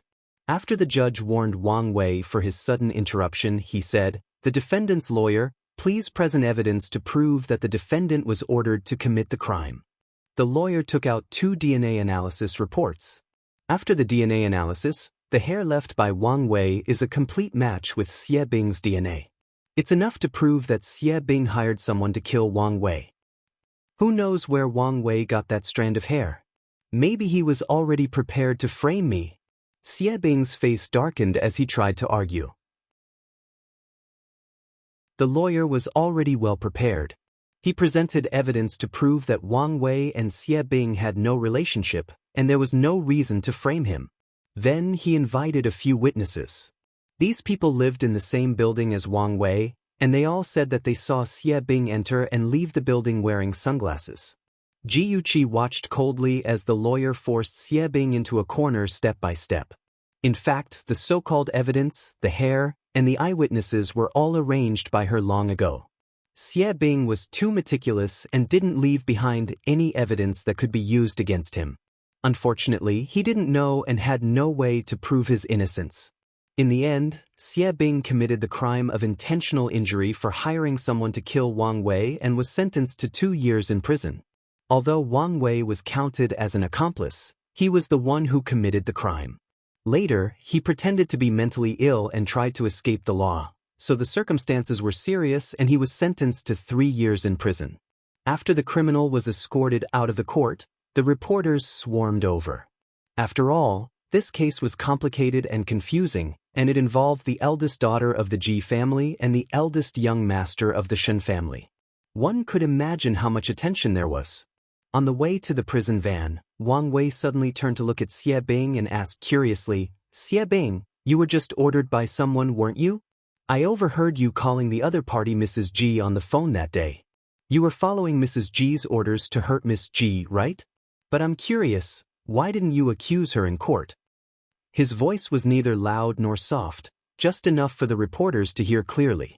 Thus, it immediately caused a commotion. The reporters tried to squeeze into the encirclement and raised their microphones to ask, "Mr. Xie Bing, did you really listen to Mrs. Ji's orders and hire someone to hurt someone? Rumor has it that Mrs. Ji and Miss Ji don't get along. Is that true? Why did Mrs. Ji hire someone to hurt someone? Is it to fight for the Ji family's assets? Mr. Xie Bing, what's your relationship with Mrs. Ji? Why are you protecting her?" Questions and doubts swarmed in, and Xie Bing's face was terrifyingly gloomy. He wanted to punch Wang Wei. He had never talked to Chen Tingfang on the phone in front of Wang Wei. Wang Wei did it on purpose. He wanted to drag Chen Tingfang into it. Xie Bing chose to keep quiet in the face of the media. The police stretched out their arms to block the reporters and said, "Please make way, don't push." Under the police's obstruction, they finally got into the prison van safely. Xie Bing was furious as he looked at the crowd outside through the glass. If he had known that Chen Tingfang was so troublesome, he wouldn't have taken her job even if it meant offending Lu Jianfeng. After 2 years in prison, the world would have been turned upside down by the time he got out. There would be no one like him in the underworld. Xie Bing hit the car with his head angrily, which immediately attracted a warning from the police. He leaned against the car gloomily, feeling useless. Because of Wang Wei's words, Chen Tingfang became famous. She was ranked first on the list of the most vicious stepmothers in the rich families. Many secrets were gossiped about, such as how she often abused Ji Yuqi and her brother at home, how she bribed people to kidnap Ji Yunhan, how she hired people to hurt Ji Yuqi, and so on. She became a joke in the upper-class women's circle. Even the upper-class women who used to be close to her would tease her, saying things like, "If you want to do it cleanly and don't leave any evidence behind," or, "Instead of targeting the siblings, why don't you give birth to a son and stabilize your position?" Chen Tingfang was so angry that she vomited blood. Ji Yuqi watched on calmly, expressing that she was enjoying the show.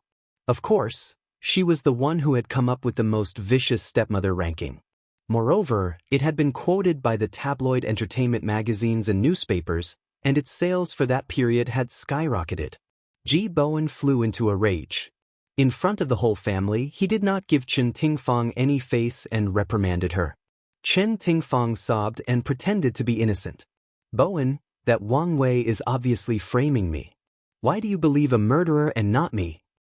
He doesn't even know you. Why would he frame you?" Ji Bowen threw the newspaper in front of her and said angrily, "Also, how do you explain these things?" Chen Tingfang wiped her tears and said, "Those media are best at catching wind and making groundless accusations. It's not like you don't know. What secrets of the rich families, what scandals of the rich and powerful? Isn't it just to attract everyone's attention?" Ji Bowen was furious and interrupted her, "If you really didn't do it, how could they write such a thing with a nose and eyes? Medicine? Good for you, Chen Tingfang. How could you treat a Han so cruelly? As his father, I was kept in the dark all this time." Welfare Hongcha 866. Chapter 873. The more he spoke, the angrier he got. He didn't give Chen Tingfang a chance to defend herself and shouted at Ji Yunhan, "Hun, tell me, what happened with the drugs?" Ji Yunhan scratched his head and said uncomfortably, "Dad, don't be angry. That incident happened a long time ago. Previously, I met a few friends in the underworld and they drugged my drink. If I didn't wake up, I would have been injected with drugs. I beat those people up and then escaped. That's all." He made up a bunch of nonsense and hid most of the truth. Anyway, Chen Tingfang didn't dare to jump out and expose him. Chen Tingfang quickly said, "Bowen, I really didn't do that. I've always treated Ahan as my own son. How could he do such a vicious thing?" Ji Yunhan pursed his lips and said coldly, "Suja was the one who did that. I'm curious why Suja would target me. Su Yanqing is Suja's sister. That woman even planted a bomb under his sister's car. I really don't know why the siblings are always going against the Ji family." Ji Bowen also knew about the bomb, but he didn't think too much about it at the time. Now that he thought about what had happened to his son, his face instantly turned ugly. A thought gradually formed in his mind. He suddenly raised his head and stared at Chen Tingfang gloomily. "Your ex-husband Yi Zhaoxian was once Su Yanqing's lover. Why was he tortured to death by Su Yanqing? Could it be that he did something behind Su Yanqing's back?" Chen Tingfang didn't expect Ji Bowen to be so smart and be able to guess the truth. She secretly clenched her fists, but her face was still wet with tears. She sobbed, "After I divorced Yi Zhaoxian, I never saw him again. Bowen, do you hate me that much? How could you suspect my relationship with him? I'm dead."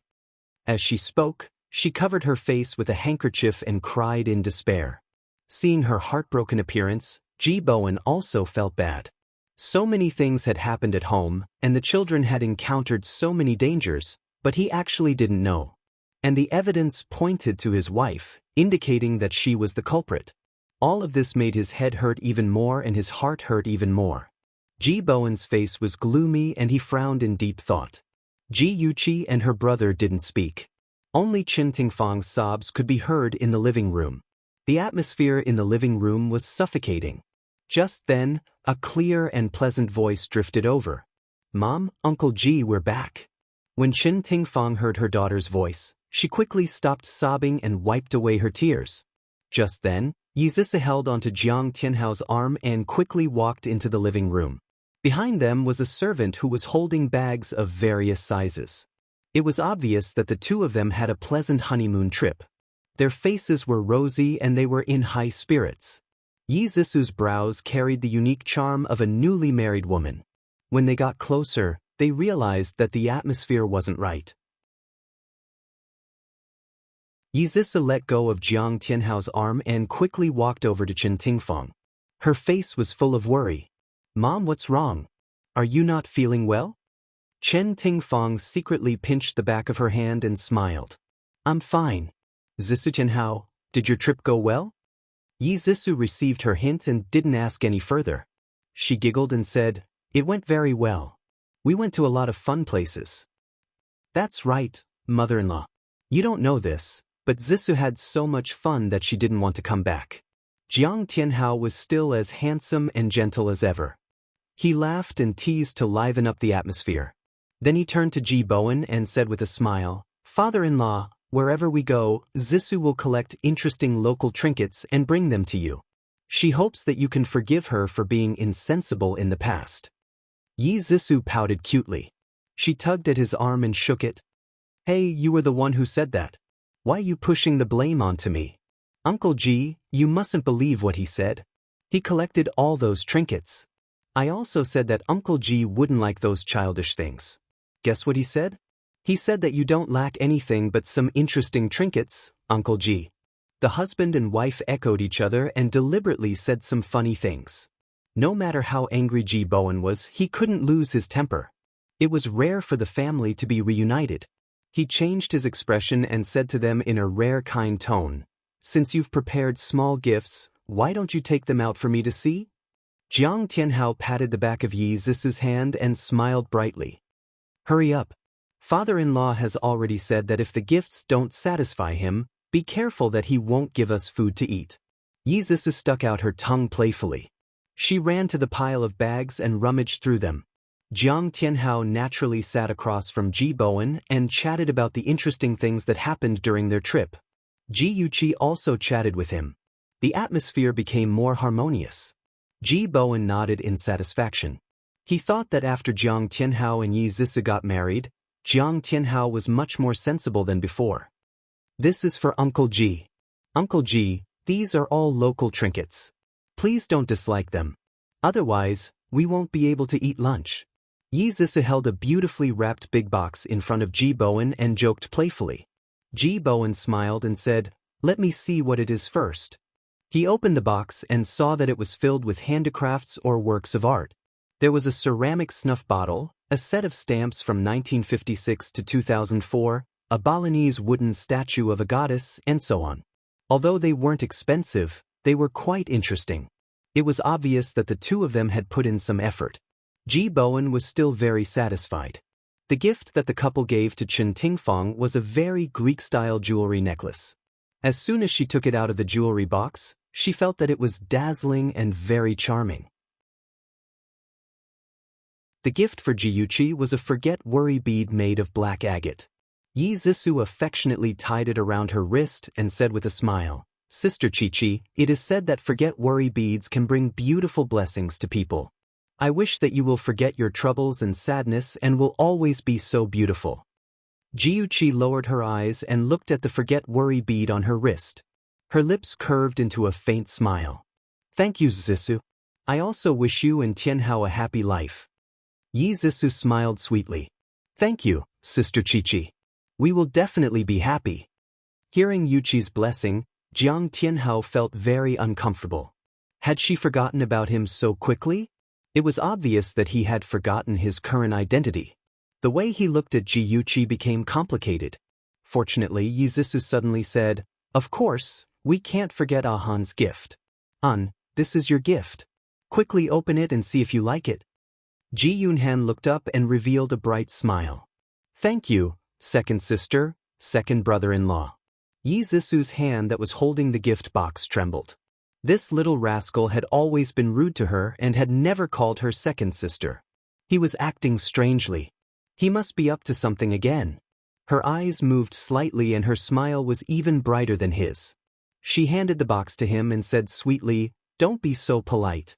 We are siblings. Quickly open it and see." Opening the beautifully packaged box, there was a Patek Philippe watch inside.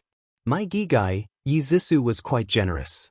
Ji Yunhan was secretly speechless, but he quickly understood that one could not trap a wolf without sacrificing a child. Their sacrifice now was equivalent to their return tomorrow. His father would definitely compensate them. Attention, Song Shu 566.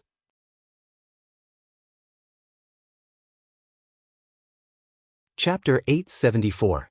Sure enough, Ji Bowen saw the expensive watch and frowned. "You two just got married.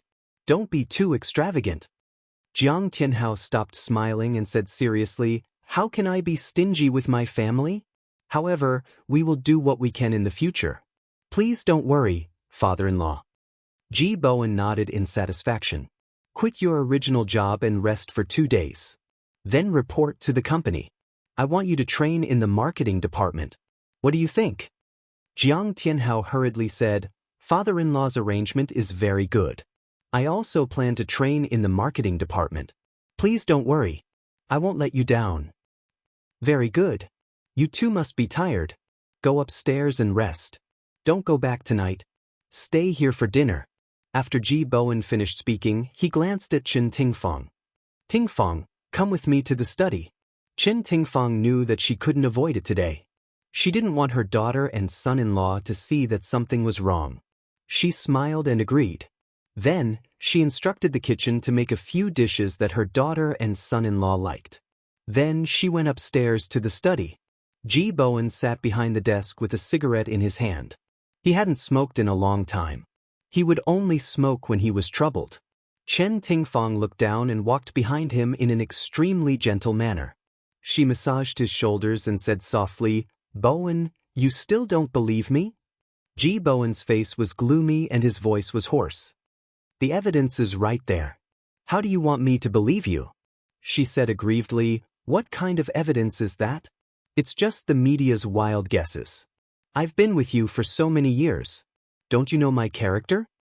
Ji Bowen pinched the space between his eyebrows with a headache. Some time ago, Chen Tingfang had indeed done many inappropriate things, and there were indeed many suspicious points about her that made him suspicious. But after all, feelings prevailed. He was unwilling to believe that the simple and cute girl from back then had now become a vicious woman. But this time he was really angry. His son and daughter were hurt, but they hid it from him and refused to tell him. Did they think that he didn't have the ability to protect them? His wife was his family, and so were his children. In fact, his children were even more important in his heart. If Ting Fang was really ambitious and dared to harm his children, he would definitely choose to stand on their side. After making up his mind, his gaze became firm and cold. He turned his head and stared at Chen Tingfang. In a deep voice, he said, "If I find out that you really did these things, I won't care about our past relationship. Tingfang, don't disappoint me again. I'm a man of my word." The cold glint in his eyes was like a sharp sword that mercilessly pierced her heart. Her eyes reddened and tears fell uncontrollably. "I've always known that in your heart, I can't compare to Yuqi and her brother. That's why I've always known my place. I didn't want you to hate me." Even though she was getting on in years, her appearance was still very good. When she cried, she looked so pitiful that people couldn't help but want to take pity on her. However, Ji Bowen wasn't in the mood at that moment. He waved his hand tiredly. "Stop talking. You can leave first. I still have work to do." Chen Tingfang was very smart. She knew when to be obedient and when to be willful. She put on an affectionate look that said, "Even if you misunderstood me, I still love you very much." She looked at him as if she wanted to say something. Then she left the study. Ji Bowen watched her figure disappear at the door and sighed deeply. Chen Tingfang had just returned to her room when Yi Zissou knocked on the door. She walked in with a worried expression. "Mom, what happened? You and Uncle Ji don't seem right." Chen Tingfang leaned against the chair dispiritedly. She pointed at the gossip magazine on the coffee table. "Take a look. I'm now a celebrity in Ing City. Ranking of the most vicious stepmothers in the wealthy families. Number 1, Qin Tingfang. Reasons for being on the list. First, she's heartless enough. Not only did she secretly abuse 2 children who weren't her biological children, she even bribed people from underground organizations to kidnap her stepson and tried to inject him with drugs.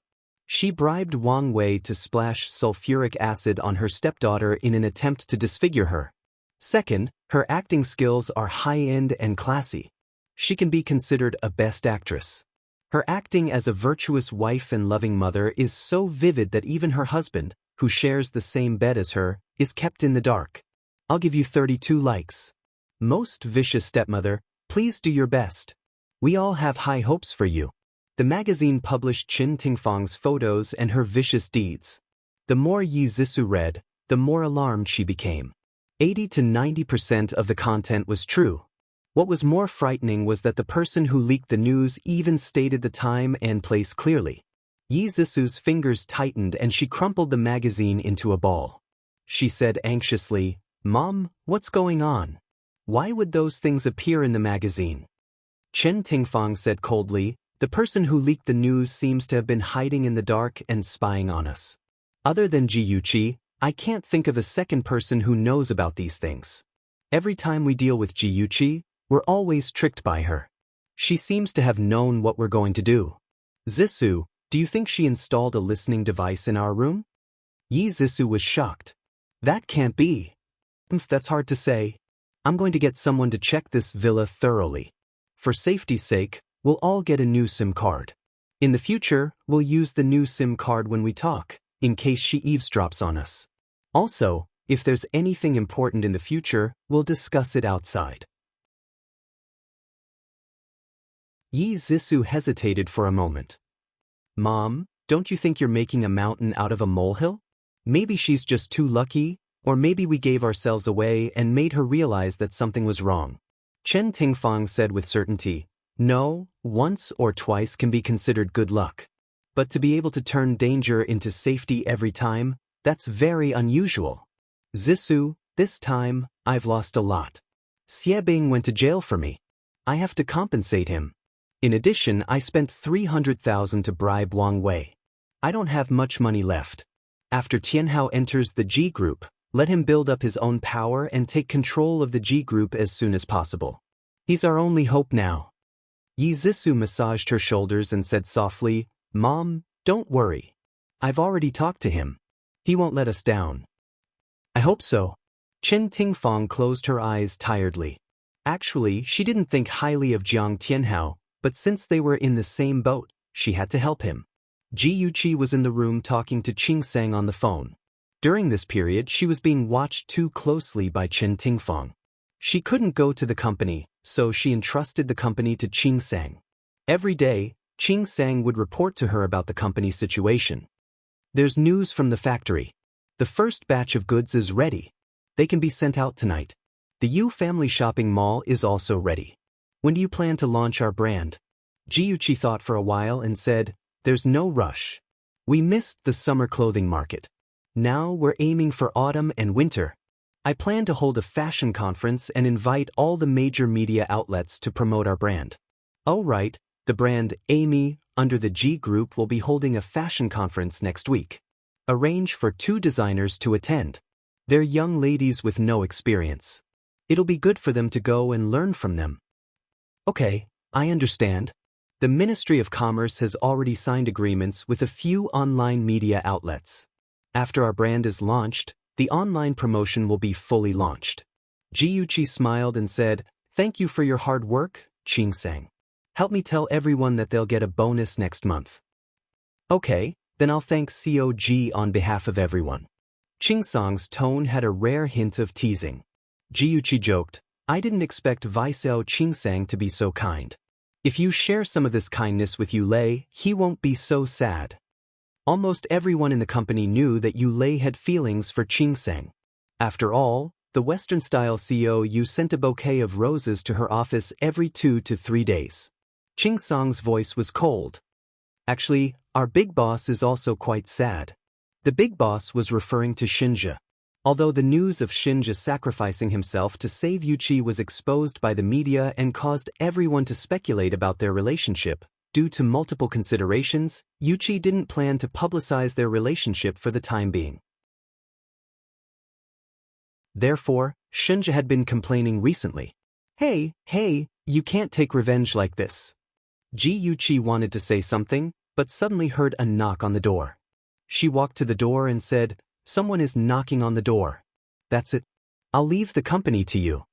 The door opened, and the well-dressed Jiang Tianhao was standing at the door. Perhaps it was because he had been living a good life recently, Jiang Tianhao was in high spirits and looked as gentle as jade. He stood at the door like a beautiful orchid tree. Yuchi sighed inwardly. Even though he was a scumbag, he still had a good appearance. "Senior, oh no, brother-in-law, why are you looking for me?" She was still blocking the door and didn't have any intention of inviting him in. What a joke. A man and a woman alone in the same room together. Wouldn't it cause a lot of criticism? Moreover, this man was her brother-in-law now. Jiang Tianhao seemed to have sensed her vigilance. His eyes darkened slightly, the smile on his lips froze, and his voice was a little bitter. "Yuchi, I just read the newspaper and found out that you were almost splashed with sulfuric acid. I was worried about you, so I came to check on you. Are you okay?" Yuchi's voice was calm. "I'm fine. Thank you for asking." His gaze was deep. "Aren't you going to invite me in?" She said indifferently, "It's not very convenient." He was stunned. He didn't expect her to be so direct. He smiled bitterly and said, "Why do you have to be so clear? You know that I won't do anything to you." "I know, but I can't guarantee that others will understand. You should know the phrase, melon and plum field." Yuchi didn't think that she was a good person, but she also had a bottom line. She hated mistresses and couldn't let herself be one. Before he got married, she could pretend to like him and play with his feelings. But after they got married, she wouldn't give him that illusion anymore, and she wouldn't interfere in his marriage with Yizisu. Jiang Tianhao's thin lips moved a few times. His deep eyes were fixed on her, and there were many complicated emotions surging in them. After a moment of silence, he said in a low voice, "Yuchi, must you be so heartless to me?" Yuchi's expression was indifferent. "From the moment you got married, there was only the relationship between sister and brother-in-law left between us. Since you've married Zisu, please cherish her. Don't eat from the bowl and look at the pot. If you do, I will look down on you." He was shocked and stared at her in disbelief. "How can you say such things? Don't you understand my feelings?" Add, Shinmu 799.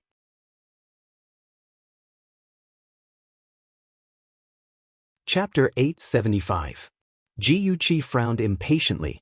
She really wanted to pry open his head to see what was going on inside. Could it be that he could have an extramarital affair just because he loved her? Scumbags were disgusting. They played with a woman's feelings in the name of true love. Your feelings? I'm your true love, aren't I? Is there any use? Don't you think it's too late to say all this now? Or are you so naive to think that I'll wait for you forever? Each of her words was more powerful than the last. They were like a hammer that smashed into his heart. His expression instantly turned ugly. He stared at her in disbelief and muttered, "Don't you love me?" Yuchi sneered. So I deserve to be a mistress and wait for you forever?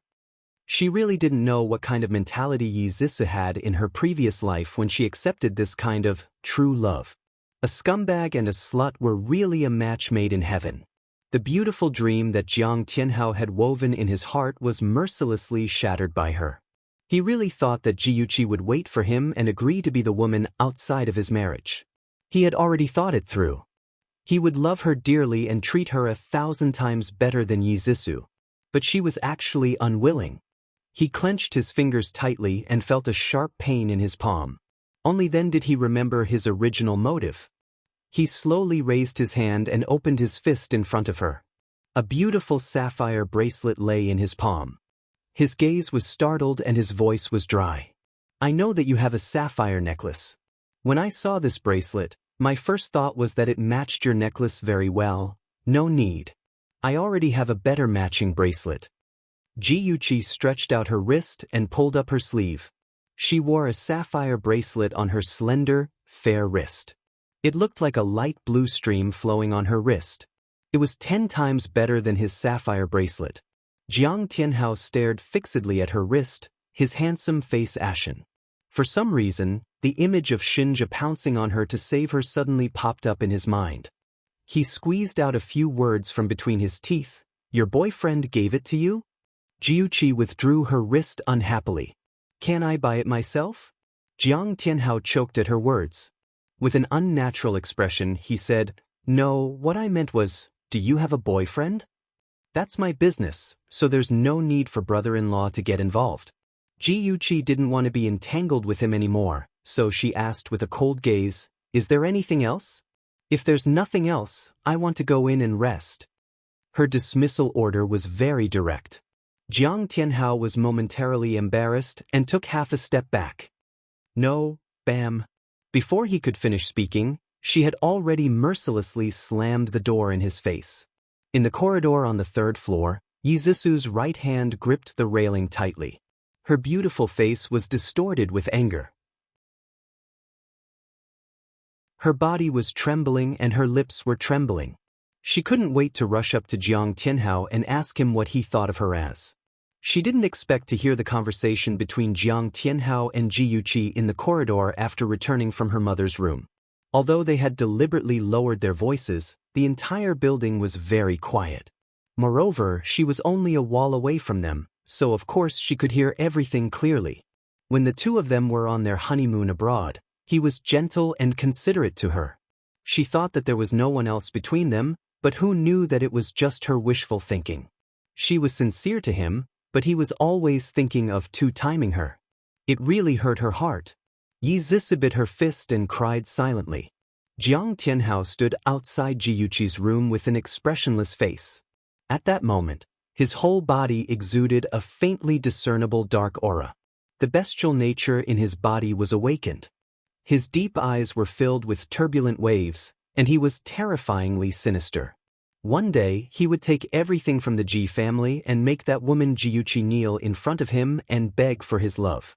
In the empty corridor, the crisp sound of footsteps could be heard. Yizisu's gentle voice came from behind him.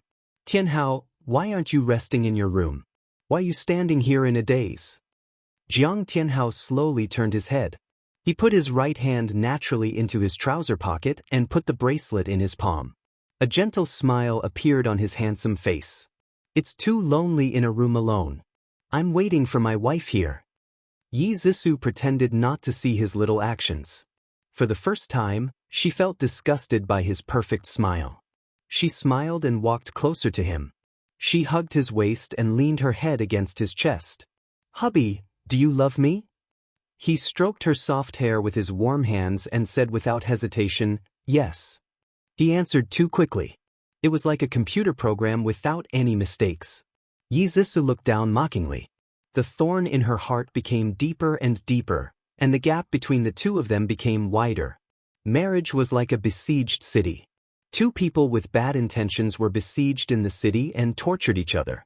At the reunion dinner that night, everyone put on a mask and played their roles perfectly. The next day, Jiang Tianhao and Yizisu returned to their apartment and started their life together. Yizisu had been spoiled by Qin Tingfang since she was young. She had never done any housework before. She had hired a nanny. She disliked the nanny's clumsiness and planned to do it herself. However, when she was mopping the floor, she spilled water everywhere. When she was cooking, she almost started a fire. When she was washing the clothes, she forgot to put them away. Jiang Tianhao finally understood that the soup Yizisu made for him in the past was not made by her. He reluctantly accepted the fact that his wife could not do anything. He took the opportunity to put forward a condition. "Honey, bring my mother over. With her taking care of us, you don't have to work so hard." Yizisu was unwilling. At the wedding, she had seen Jiang Tianhao's mother, Yu Xiu. Yu Xiu was a typical rural woman. She dressed tackily and spoke rudely. She did not seem easy to get along with. Thus, she pouted unhappily. "Honey, mother-in-law has worked hard all her life. Let's let her enjoy life in the countryside. Don't trouble her anymore." Jiang Tianhao was unhappy, but his voice was very gentle. "Honey, I'm worried about Mom living in the countryside alone. She's easy to get along with. When we got married, she often praised you in front of me. No matter how unwilling she was, Yi Zissou could not show it. She could only agree and smile. Really? I miss Mom too. When is a good time? Let's bring her over. Jiang Tianhao curled his lips in satisfaction. Let's do it this weekend. If you're tired, I'll go back alone. I'm not tired. Yi Zissou obediently leaned on his chest. Her fingers drew circles mischievously. She said coquettishly, we're husband and wife. Of course, we have to pick up mother-in-law together. Let her see that I'm a filial daughter-in-law. Yes, filial. My wife is the most filial. Jiang Tianhao held her mischievous hand and suddenly carried her horizontally. He bent down and kissed her lips. He murmured vaguely, what a little vixen, Chen Tingfang did as she said. The next day, she used the excuse of strengthening the security at home. After consulting with Ji Bowen, they contacted the best security company and asked their staff to check the inside and outside of the villa. They also replaced the previous security system with the latest technology. Unfortunately, from the beginning to the end, they did not find any surveillance cameras or listening devices. Not only did Chen Tingfang not feel relieved, but she felt even more threatened. Was Ji Yuqi really so smart that he could find loopholes in everything? In the following days, Chen Tingfang calmed down again. Now that Ji Bowen was neither cold nor warm to her, she felt depressed. Those rich madams also stepped on those who were higher up and stepped on those who were lower up. In the past, they would invite her for tea and chat, play cards, or do beauty treatments, but now they all ignored her. She was bored at home for a few days. Finally, when Ji Bowen went on a business trip, she went out to relax and have some fun. In this dark and misty night, a similarly lonely crowd poured into this noisy bar. Under the colorful lights, all kinds of men and women on the dance floor swayed their bodies to the explosive music. Lazy and charming middle-aged women or young and beautiful middle-aged women sat at the bar, drinking quietly. Men were looking for good prey, impatiently or elegantly approaching. Beauty, can I have a dance with you? A well-dressed, successful man leaned against the bar counter. He smiled as he looked at the woman who was drinking. The woman had a graceful figure, heavy makeup, sexy red lips that were like raging flames, and her slender eyes were filled with boundless flirtatiousness. The rarest thing about her was that she had a pair of fair and slender hands. Her slender fingers held the wine glass and gently swayed it. Her languid and enchanting charm diffused in this ambiguous atmosphere, causing people to be so excited that they couldn't help but tremble. Her charming eyes moved slightly, and her chin was slightly raised, reserved and elegant. Not interested, but I'll allow you to drink with me. Her voice was cold, like a queen. With the man's status, there were many women who flocked to him like bees and butterflies. He rarely met such a cold and arrogant type, so he could not help but be interested. He curled his lips and sat beside her. He snapped his fingers. Whiskey on the rocks. The bartender poured a glass of wine at the fastest speed and placed it in front of him. The man turned to look at the woman sitting beside him. She was not like other women who chattered endlessly. She quietly tasted the red wine in her hand, lazy and charming like a Persian cat in the afternoon. He laughed softly. I don't think I've seen you here before. Chen Tingfang looked up slightly and said lightly, I rarely come out to play. She was not lying. When she was 20 years old, she was too young and did not know how to play. When she was 30 years old, she had a good relationship with her ex-husband, so there was no need for her to come out to play. After she married Ji Bowen, she had a lot of worries and pressure. She wanted to come out to relax, but her status was there, and she was afraid that she would meet people in the circle when she went out to play. The man raised his eyebrows, and a smile appeared on his handsome face. I didn't expect to be so honored. Chen Tingfang did not say a word to his words, and used the wine glass in her hand to touch his glass. Drink. Okay, how can I not obey a beauty's order? My name is David. How should I address you, beauty? The man took a sip of wine and smiled. Of course, she would not tell others her real name when she came out to play. Chen Tingfang said casually, Mary? David laughed softly. His laughter was joyful and there was a hint of teasing. Good name.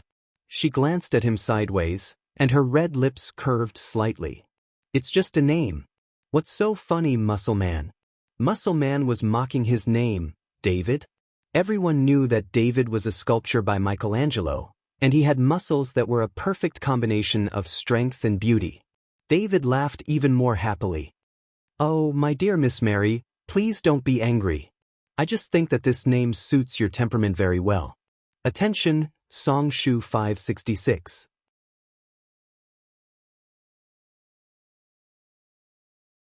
Chapter 876. Chen Tingfang shrugged and said lazily, "Thanks for the compliment." David was very good at flirting. With just a few words, he had piqued Chen Tingfang's interest. She chatted happily with him and the two of them drank one glass after another. Unknowingly, he had already put his arm around her waist. She looked at his smooth chin in a daze and laughed in a mesmerizing voice. "I'm drunk, gentlemen. Please call a cab for me." David's palm caressed her waist and his thin coat blew warm air into her ear. His voice was dark and magnetic, with a hint of seduction. "Come with me." "No." Chen Tingfang giggled.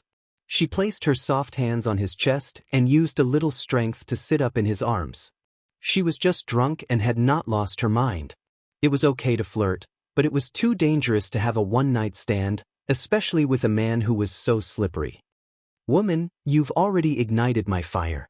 Do you think you can escape so easily?" David pulled her into his arms, his deep eyes flickering with fire. Chen Tingfang was not a pure girl. His little tricks could not scare her. She did not change her expression and took out her phone from her handbag. She lazily dialed a number and said in a drunken voice, "Ihan, I'm drunk." A man's anxious voice suddenly came from the other side of the phone. "Where are you? I'll come and pick you up." Chen Tingfang chuckled. This was her original goal. He was the only person she could trust now. She pushed David's hand away from her waist. "I'm at Lan Yen Bar. Hurry up. I'll wait for you." "But don't run around. Gigai, sit and wait for me. Don't let strange men near you." Xiao Ihan sounded very anxious. He seemed to have bumped into something and there was a loud sound of something breaking from the phone. She did not know if it was the effect of the alcohol, but Chen Tingfang suddenly felt that the man who was worried about her was very cute. Is it really not okay? Just as she was in a daze, the unique scent of a man entered her nose, and David buried his head in her neck. "Stop messing around, I'm not in the mood today." She frowned impatiently and pushed his furry head away. Well, coercion is not the behavior of a gentleman. David stood up and slowly tidied up his clothes. His elegant and reserved appearance made people unable to resist the urge to destroy him. The blood in Chen Tingfang's body was faintly burning. She raised her eyebrows and smiled wickedly. Suddenly, she lay in his arms and used their bodies to block her hand from sliding down until she reached the part he was proud of. His body suddenly tensed up and he stared at her with a dangerous gaze. He gritted his teeth and said, "You seductress, I really want to do you on the spot." She knew when to stop and quickly retreated. Her eyes were filled with mischief.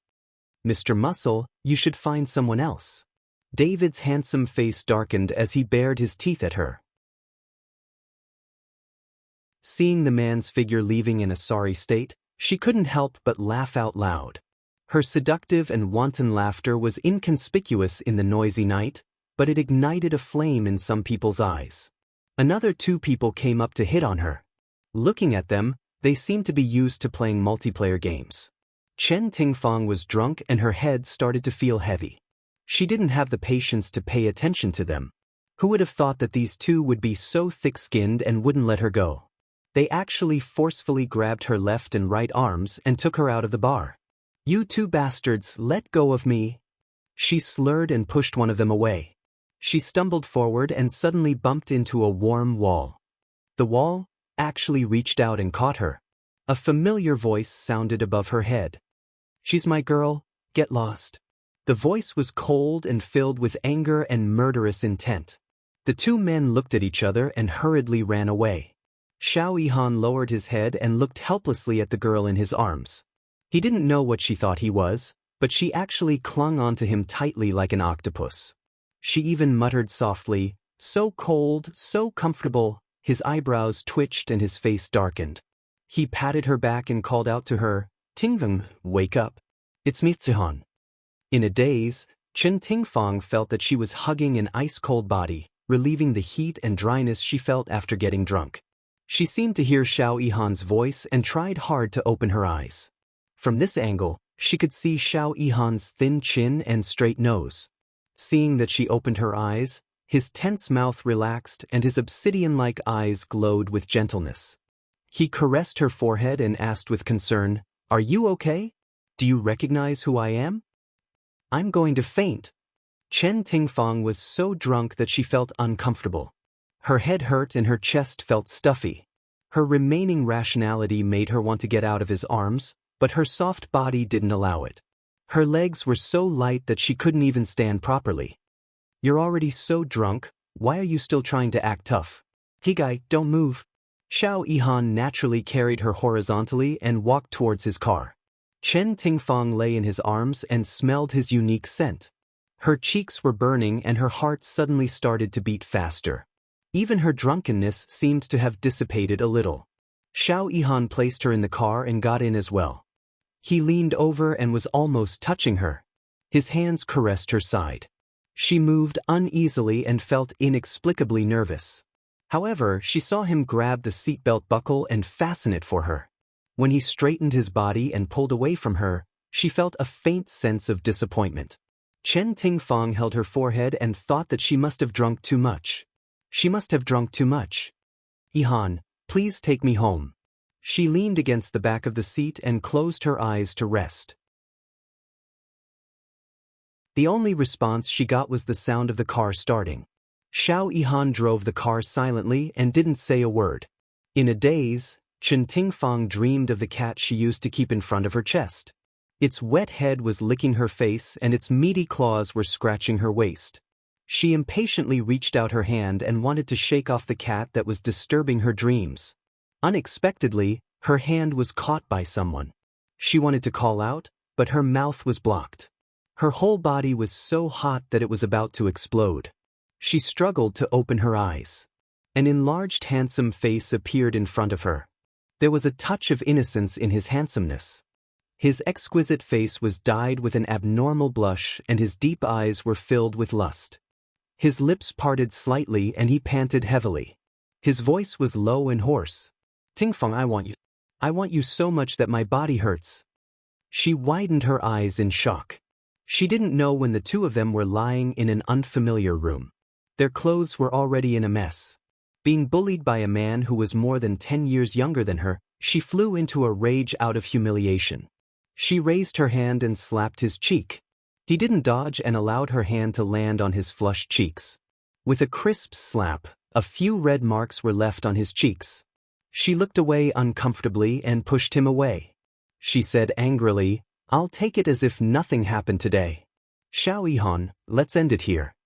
She was embarrassed and angry at the same time. Her fingers trembled as she tidied up her clothes. Even when she carried her handbag and walked to the door, she still did not hear Xiao Yihan's voice. The complicated emotions in her heart made her stop in her tracks uncontrollably. She turned around to take a look, only to see him sitting at the head of the bed with his clothes disheveled. His hands were hugging his head, and his head was buried very, very low. She could not see his face clearly, but something quickly slid down his cheeks and rolled to the floor, gathering into a puddle. He was crying. Men don't cry easily, but he was actually crying. At that moment, her heart ached. This was different from the love between an elder and a junior. This was the love between a man and a woman. Towards this man who admired her and bravely expressed his love for her, she couldn't ignore his tears. She couldn't control her legs as she walked step by step to his side and stood still. She handed him a handkerchief and said, "Don't cry. You're a man." Xiao Yihan's shoulders shook a few times. Suddenly, he reached out and hugged her legs. His hoarse voice was full of grievance as he said, "Unless you take back what you said just now." "How childish." Chen Tingfang sighed and ruffled his hair. "I said a lot of things. Which one were you referring to?" The one about us ending it here. His arms around her legs tightened. His voice was pained as he said, I'll stay away from you in the future, but I beg you, don't let us become strangers. She had never heard this sunny and proud man speak in such a humble tone. Chen Tingfang's heart ached for no reason. She lowered her head and stared blankly at the top of his head. She muttered, What do you like about me? At my age, I'm old enough to be your mother. He was silent for a moment before he slowly said, Warmth. You let me feel the warmth of a family. Although I grew up in a wealthy family, my parents only knew how to do business and never cared about me. When I grew up, the girls who approached me all had other intentions. No one cared about me as sincerely as you do. To me, age is not a problem. I just like you. I don't care if you have a family or what status you have now. Those aren't important. What's important is that I like you as a person. Chen Tingfang's heart trembled. Her feelings and fantasies about love had long been obliterated by life. However, Xiao Yihan's appearance was like a flame in her life. It satisfied her vanity as a woman and ignited her forbidden pleasure. Her body trembled slightly as a voice in her head shouted, You're still young. How can you live like a shell without a soul? Accept him. Accept this young man's surging feelings. Tingfeng. Feeling her trembling, Xiao Yihan called out her name. His wet and warm tongue devoutly worshipped her calf. He was like a believer in love. No matter how many thorns lay in front of him, he was willing to move forward without a care for his own safety. Chen Tingfang was suddenly infected by his courage. When he hugged her in his arms and kissed her on the cheek, she did not push him away. Gradually, it became difficult to tell who was the first to take the initiative. The two lonely people hugged each other fiercely. Soon, they were entangled in this blurry night. Xiao Yihan's movements were very inexperienced.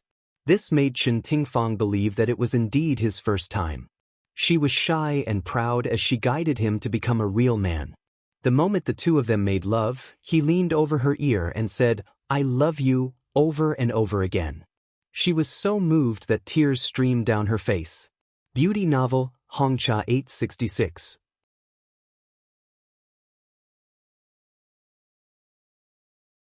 Chapter 877. The next day, Chen Tingfang woke up at dawn. Seeing the young man holding her in his arms, she felt the sweetness of her first love, but also a sense of guilt. The man in front of her was really good-looking, beautiful and delicious. She couldn't help but caress his handsome face and trace the perfect shape of his lips with her finger. Suddenly, he opened his mouth and sucked on her finger. When he opened his eyes, there was still a sense of confusion unique to the morning. Good morning, baby. He gently bit her finger and hugged her in his arms contentedly. He buried his head between her soft breasts and rubbed it comfortably. Chen Tingfang blushed and rubbed his hair. Her voice was indescribably gentle. Let go of me. I want to go back. I'm not letting go. I want to hug you like this forever. He pouted and tightened his arms around her. His furry head rubbed against her restlessly and his two legs overlapped with hers, as if he could prevent her from running away. It turned out that a man was so cute when he acted coquettishly. She couldn't help but laugh. Even the guilt in her heart disappeared. She patted his back gently and coaxed him gently. Stop fooling around. You know my family's situation. You don't want to make things difficult for me, right? When it's convenient for me, I'll come and see you, okay? You said it. If you go back on your words, you're a dog. He bit her chest hard and then looked up. His eyes were sparkling as he smiled proudly. If I leave my mark, you'll be mine. Naughty little rascal. She held his cheeks with both hands and bit his lips in revenge. The two of them were lovey-dovey for a while and almost burned again. Fortunately, Chen Tingfang still had some sense. She pushed away the man who was making a fuss about eating meat and tidied herself up. She planned to go home while it was still early so that they wouldn't be seen by others. Xiao Yihan was topless with a towel wrapped around his waist. He was extremely gentle and considerate as he sent her to the door. Chen Tingfang gave him a goodbye kiss under his resentful gaze and then got into her car. She didn't expect Ji Yuqi, who had a habit of jogging in the morning, to come. Ji Yuqi came back from her morning run and bumped into Chen Tingfang coming out of the car. She saw that her skin was rosy and there was a smile in the corner of her eyes, like a withered tree in spring.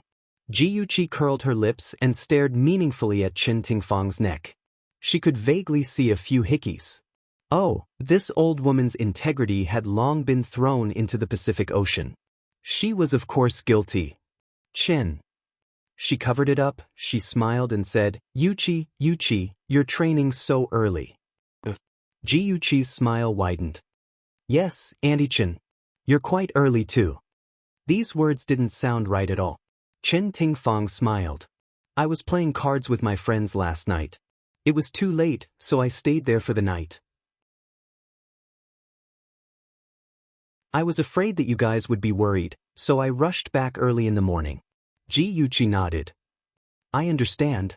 It's a good thing that Aunt Chen has a good relationship with your friends. I'm sweating all over and feeling uncomfortable. I'm going upstairs to take a shower. Okay, go ahead. Be careful not to catch a cold. Chen Tingfang smiled kindly and sighed secretly. Ji Bowen's business trip this time was overseas and would take more than 10 days. It was convenient for Chen Tingfang. She would find an excuse to go out every day and hang out with Xiao Yihan. Xiao Yihan had just had sex and was very enthusiastic about sex. After all, she was old and couldn't take it after fooling around for a few days. Xiao Yihan naturally felt sorry for her and hugged her in his arms. The two of them covered themselves with the quilt and chatted. Chen Tingfang saw his tolerance and consideration in her eyes, and her heart was indescribably touched. If the first time she rolled in the bed with him was mixed with the element of desire, then now she had already fallen in love with him.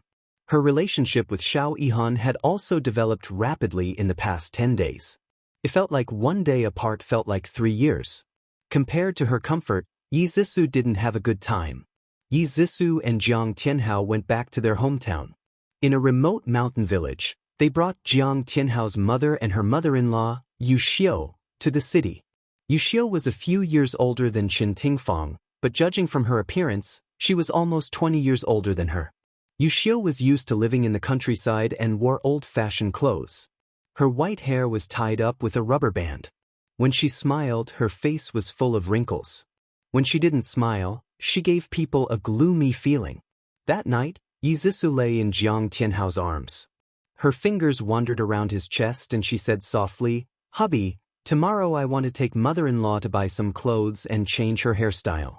Otherwise, if that old woman walked out, wouldn't it be embarrassing for her? Can you arrange it?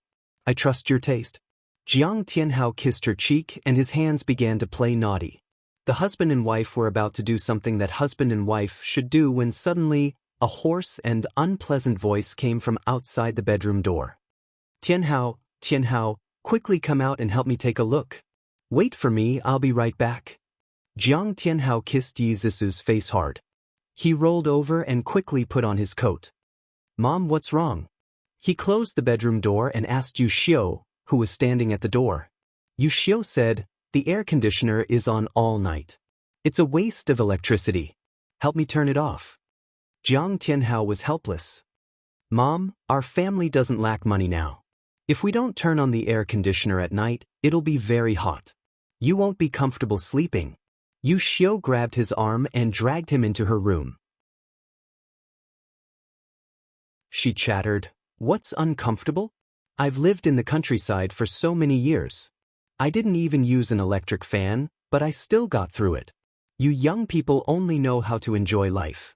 Besides, it's easy to catch a cold if you're exposed to the air conditioner all night. You guys should stop blowing it off. Hurry up and turn it off. Jiang Tianhao was already used to her nagging. He smiled good-naturedly. Okay, I'll listen to you.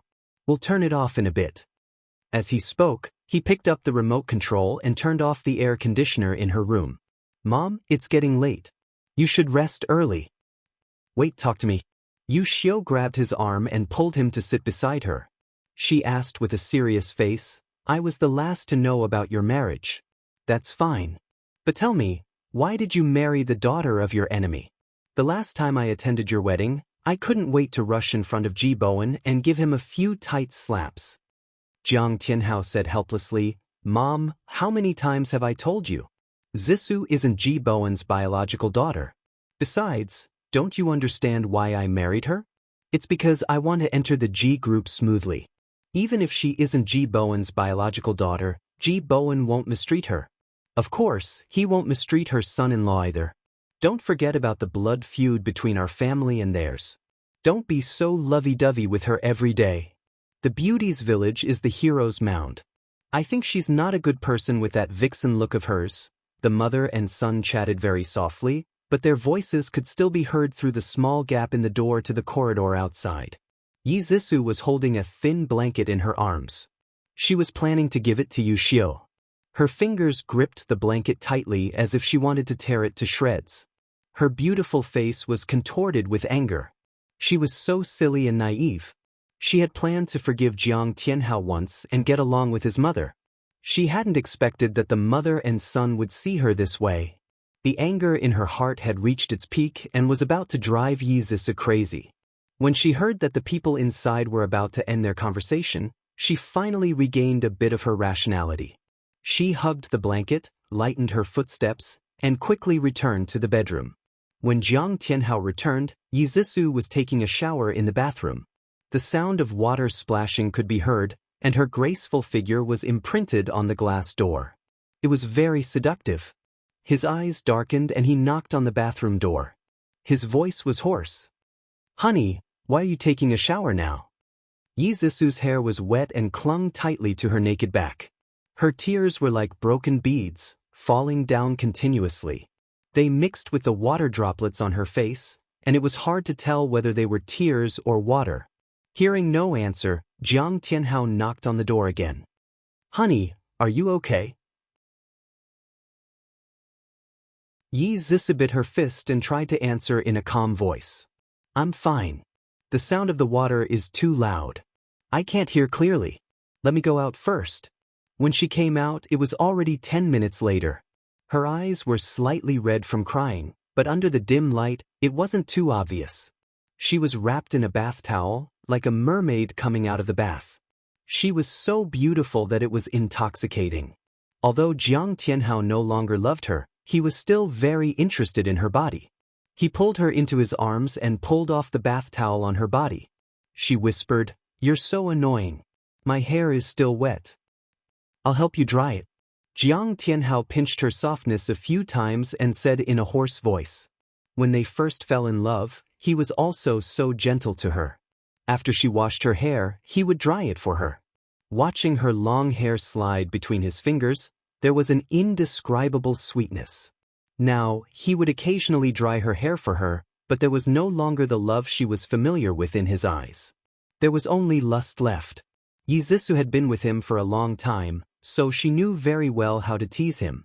When her hair was half dry, the two were already hugging each other and rolling on the boat. He covered her body, sweating like rain. When he was aroused, he would say, "I love you." However, she would never believe it again. She knew that it was just a man's way of coaxing women. Even when they were hugging each other and climbing to the peak, her eyes were cold. Her long nails left scars on his back. Her heart was already full of holes. Jiang Tianhao, from now on, we are husband and wife. Since you don't have true feelings, I won't give my true feelings. You're not the only one who knows how to play with feelings. I'm also very good at it. The torture had just begun. Yi Zissou could feign civility with Jiang Tianhao, but in front of Yu Xiu, her little tricks were not enough. Granny was the most ferocious creature in the world. The old woman pointed at the wet floor and nagged, "Zissou, why don't you know how to do anything? You can't even mop the floor clean. Why did our Jiang Tianhao marry you?" Yi Zissou gritted her teeth and endured, "Mom, don't be angry. I'll mop it again." The old woman sat at the dining table and shouted, "Yi Zissou, how did you cook this food? The rice is burnt, there are still eggshells in the scrambled eggs, and you forgot to put salt in the fish soup. Is this even fit for human consumption?" Yi Zissou continued to endure, "Mom, it's my first time cooking. I'm not very skilled. Let's order takeout." The old woman pointed at the clothes in the washing machine and shouted, "Daughter-in-law, these underwear should be washed by hand. You put them together. It's so messy. It's so unhygienic. Aren't you, miss? Don't you know this? Attention, Song Shu 566.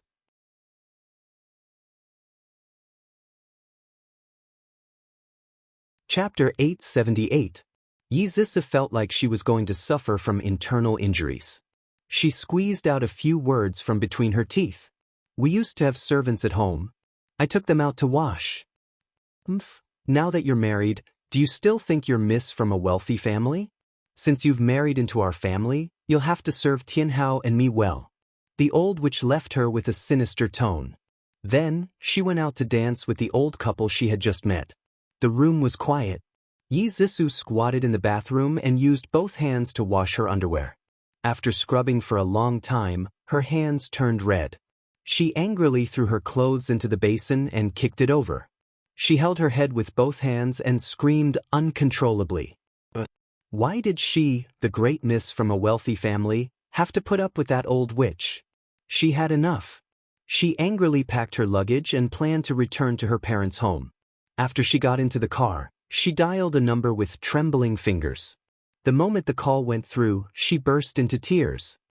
Mom, I can't take it anymore. Jiang Tianhao's mother is a monster. I hate her. I hate her to death. At this moment, Qin Tingfang was having sex with Xiao Yihan. She was a little unhappy that the warm atmosphere was interrupted. She said calmly, I've told you before that you're not in the same class as them. There will be a difference between you and them. You didn't listen. Great, now my words have come true. Mom, I was wrong. I shouldn't have disobeyed you. Boo-hoo, I don't want to stay in the same room with that old witch for a moment. I want to go home and stay for a few days. Qin Tingfang was agitated. She sat up from Xiao Yihan's arms. Please don't. You've only been married for a short time. You're not giving Jiang Tianhao any face. What will he think of you? He'll stand on his mother's side. Be smart and pull him to your side. In the future, with him mediating between you and your mother, your life will be better. Mom, I don't want to live with him anymore. I want a divorce.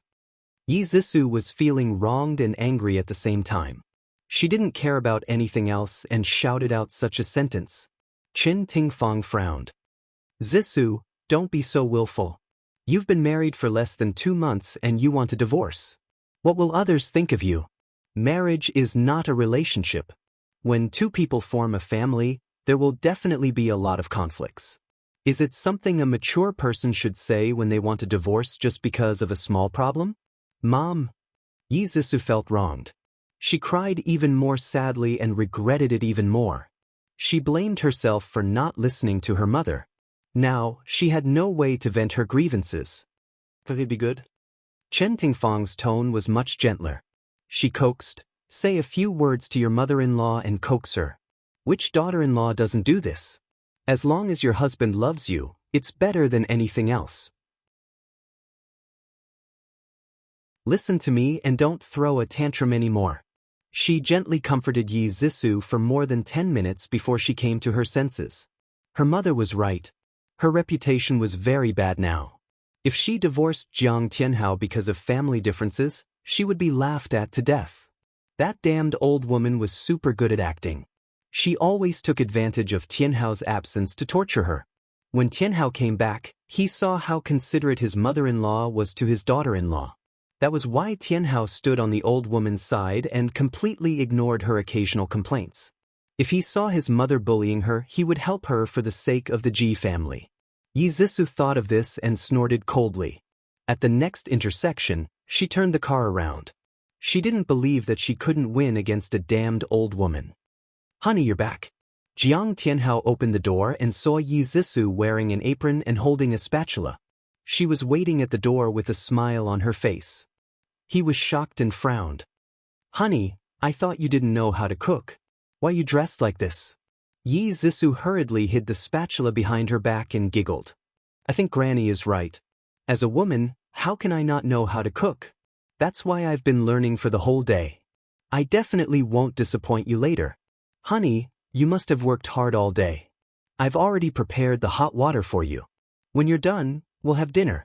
Before Jiang Tianhao could say anything, she had already snatched the briefcase from his hand and pushed him to the bathroom door. I've already prepared the clothes for you. Honey, is there anything else you need? Gentle and considerate, she was a perfect wife. However, Jiang Tianhao didn't feel happy at all. Instead, he had a strange feeling in his heart. He knew Yi Zhisu. She was definitely not a housewife. What was going on? How did she become like this? Jiang Tianhao walked into the bathroom with doubts. The towel and clothes were neatly folded. The hot water in the bathtub was steaming. The smooth floor could almost reflect a person's figure. He couldn't believe that this was all thanks to Yi Zhisu. Did the sun rise from the west? Ah, just as he was about to take off his clothes, he suddenly heard Yi Zhisu's scream. Then, with a bang, something fell on the floor. Jiang Tianhao frowned. He knew that nothing good would come out of her cooking. He tidied up his clothes, opened the door, and was about to go to the kitchen to see what had happened when he heard his mother scolding. Clumsy! You can't even do such a simple thing. Hurry up. Tianhao will eat after his bath. Don't starve him. Jiang Tianhao's eyebrows jumped. He was worried that Yi Zhisu's daughter, Miss, had a temper. He didn't expect her to say softly, I'm sorry, mother-in-law. I didn't do it on purpose. I'll get it done right away. Don't be angry. I've never seen someone as stupid as you. I'm ashamed to say that you're my daughter-in-law. Yu Xiu began to nag at Yi Zhisu again.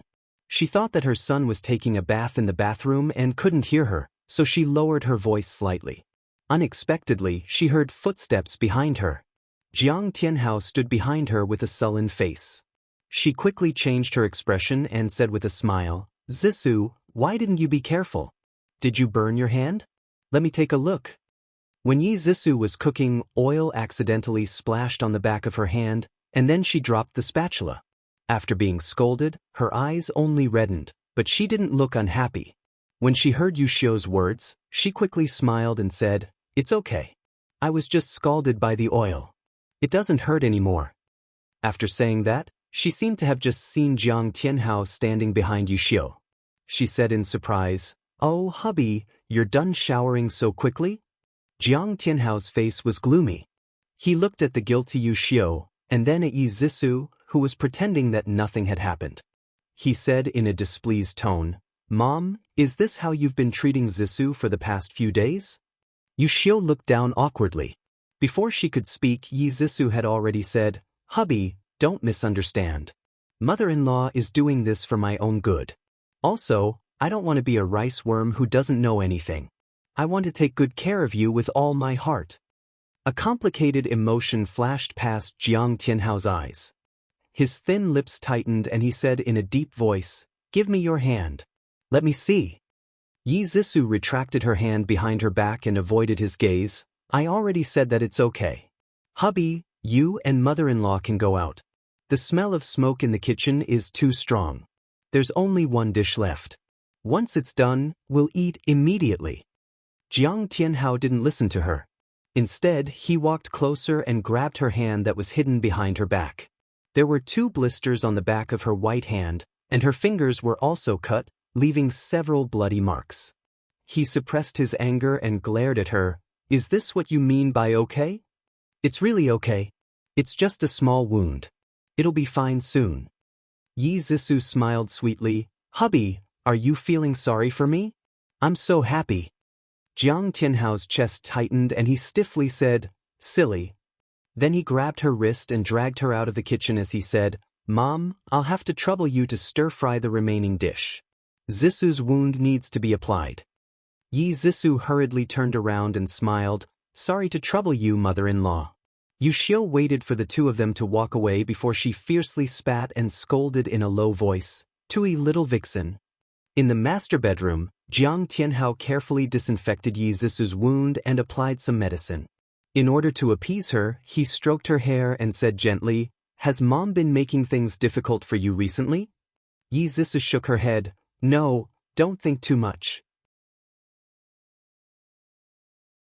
Mother-in-law is just a little strict with me. It's not considered making things difficult. Hubby, how have you been at the company recently? Her beautiful face was full of concern, and her big, beautiful eyes were full of affection. This greatly satisfied Jiang Tianhao's self-esteem as a man. He pulled her into his arms and gently stroked her hair. In a low voice, he said, "It's okay on the surface." On the surface, everyone respected him and said that he was the future crown prince. But in reality, everyone looked down on him. Who asked him to use his wife to climb up the ranks? Yi Zissou hugged his waist and leaned her head on his chest. She said softly, "I'm sorry, hubby. It's all because of me." "Silly, what does this have to do with you? Don't think too much. Everything will be fine." Jiang Tianhao lowered his head and kissed her forehead, but in his heart, he was thinking that Yi Zissou was becoming more and more sensible. Since she was so sensible, he would consider making her his wife forever. As for Jiuqi, she actually insulted him like that. After he took over the Ji group, he would make her his mistress to humiliate her. My husband is so powerful. He can definitely defeat those people who look down on others." Yi Zissou pouted and shook her fist. Her cute appearance made Jiang Tianhao unable to help but bite her lips. The two of them lingered for a while before they separated, panting. She shyly pushed his chest. "You're so annoying. Mother-in-law is still waiting for us outside." He raised his eyebrows and smiled. "Let's go eat." There were 4 dishes and a bowl of soup on the table. Yu Xiu was busy filling the bowl with rice. When she saw Yi Zissou's shy smile, she curled her lips in disdain and cursed the vixen in her heart. "Hubby, try this. I made it myself." Yi Zissou put some scrambled eggs and tomatoes into Jiang Tianhao's bowl and looked at him eagerly. Jiang Tianhao took a bite. It was so sweet that he was sick of it. He forced a smile. "It's not bad." She smiled brightly. "Ah, that's great. There's also this. Try it." He tasted the black eggplant with garlic sauce. It was so salty that it was bitter. He held it in his mouth and didn't know whether to swallow or spit it out. He quickly picked up the glass of water, took a big gulp and swallowed it. "How is it? Is it good?" She stared at him with a face full of anticipation. Jiang Tianhao couldn't say anything. He smiled encouragingly. "It's delicious." Welfare, Xinwu 799.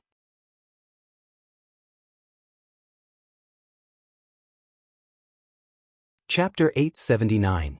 Bam! Yu Xiu slammed her chopsticks on the table and said angrily, "What's so good about it? Is this salt-free? Is there anyone who adds as much as you do? And this fish soup, why is it bitter? The tomato scrambled eggs are so sweet that it's nauseating, and there's even an eggshell inside. You're really pissing me off." Yi Zissou was startled by the sound of her slamming the table. Her eyes quickly became misty as she bit her lip and said timidly, "I'm sorry, Grandma. I'll be more careful next time. Don't eat these anymore. I'll make them again." She stood up in a panic and picked up a plate in each hand. She was about to go back to the kitchen when Jiang Tianhao grabbed her arm. He said gently, "It's okay. It's your first time cooking, so it's already very good that you can make it like this. Mom, don't be too picky. Zissou has to go to class during the day and tidy up the house. It's very hard on her." Yu Xiu snorted coldly. Because of her son's authority, she didn't say anything more. She pushed the plate of vegetables she had cooked in front of her son and said, "Eat first. I'll go fry 2 eggs." Yi Zissou quickly said, "Grandma, let me do it." "I'm afraid you'll cook up something that even pigs won't eat." Yu Xiu huffed and threw a cold face. She pulled out a chair and walked briskly to the kitchen. Yi Zissou bit her lip and carefully glanced at Jiang Tianhao. "I'm sorry, hubby. I'm always clumsy and can't do anything well." Jiang Tianhao sighed inwardly, but he had a gentle smile on his face. "It's okay. You've never cooked before, so it's normal that you don't know how to cook. Let's hire a nanny so that you and Mom can relax a little." She blamed herself softly. "It's all because I'm too useless." At a time like this, Jiang Tianhao could not reprimand her and could only comfort her gently. During the meal, Yu Xiu kept a straight face, while Jiang Tianhao was gentle and kind. From time to time, he would help Yi Zissou put food on her plate. Yi Zissou was secretly delighted. She had won the first competition between her and Yu Xiu. She would never have to do housework again. However, she didn't know that she was happy too early. A mother-in-law had countless ways to deal with her daughter-in-law. For example, In the mornings when Yizisa didn't have classes and wanted to sleep in, Yushio would play music loudly in the living room. Yushio sneered sinisterly when she dressed up beautifully and went shopping with her friends or had a gathering. "Why are you dressed up so beautifully? Are you going out to seduce men? Hurry up and change your clothes, or you're not allowed to go out. Also, who are you going out with? Give me their phone number. I want to know if they're a man or a woman." When she and Jiang Tianhao were intending to do something as husband and wife, Yushio would shout loudly outside the door. She would either ask Jiang Tianhao to help her adjust the TV or turn off the air conditioner. She would even chat with her. When Jiang Tianhao came back, her enthusiasm was extinguished. The most hateful thing was that Yushio liked to chat with the elderly in the neighborhood. She spread the news that Yizisa had fallen in love and got married before graduating from university and had a miscarriage. She even said that she was the stepdaughter of a rich family and that she always pretended to be Miss when she was actually a stupid woman who didn't know anything. These words quickly spread throughout the neighborhood. The neighbors would smile strangely when they saw her. There were even a few perverted uncles who pretended to accidentally touch her arms or waist. It was obvious that they were trying to tease her. Yizisa was about to go crazy. She finally couldn't take it anymore and complained to Jiang Tianhao. "However," he said, "she's my mother after all. Just bear with it. Bear with it, bear with it." If she continued to bear with it, she would become a ninja turtle. Yizisa's resentment grew heavier and heavier.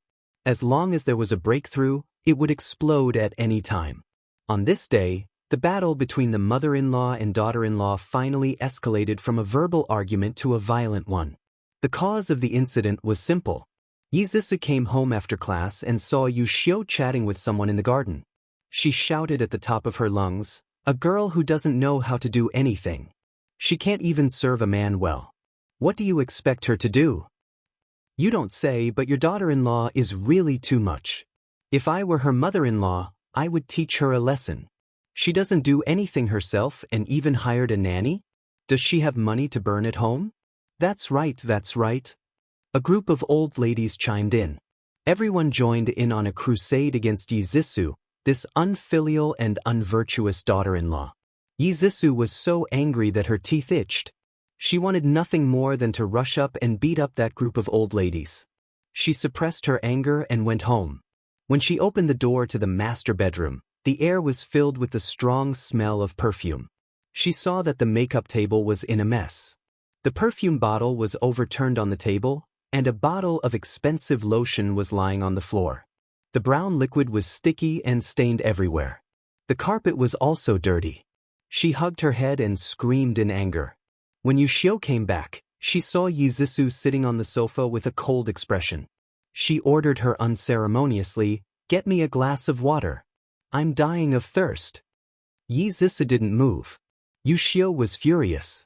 She walked up to her in a few steps and shouted, "I'm calling you. Are you deaf? Hurry up and get me a glass of water." Yizisa stood up abruptly. She stared coldly at her wrinkled face and said loudly, "Did you enter my room?" Yushio raised her head and said confidently, "I did. So what?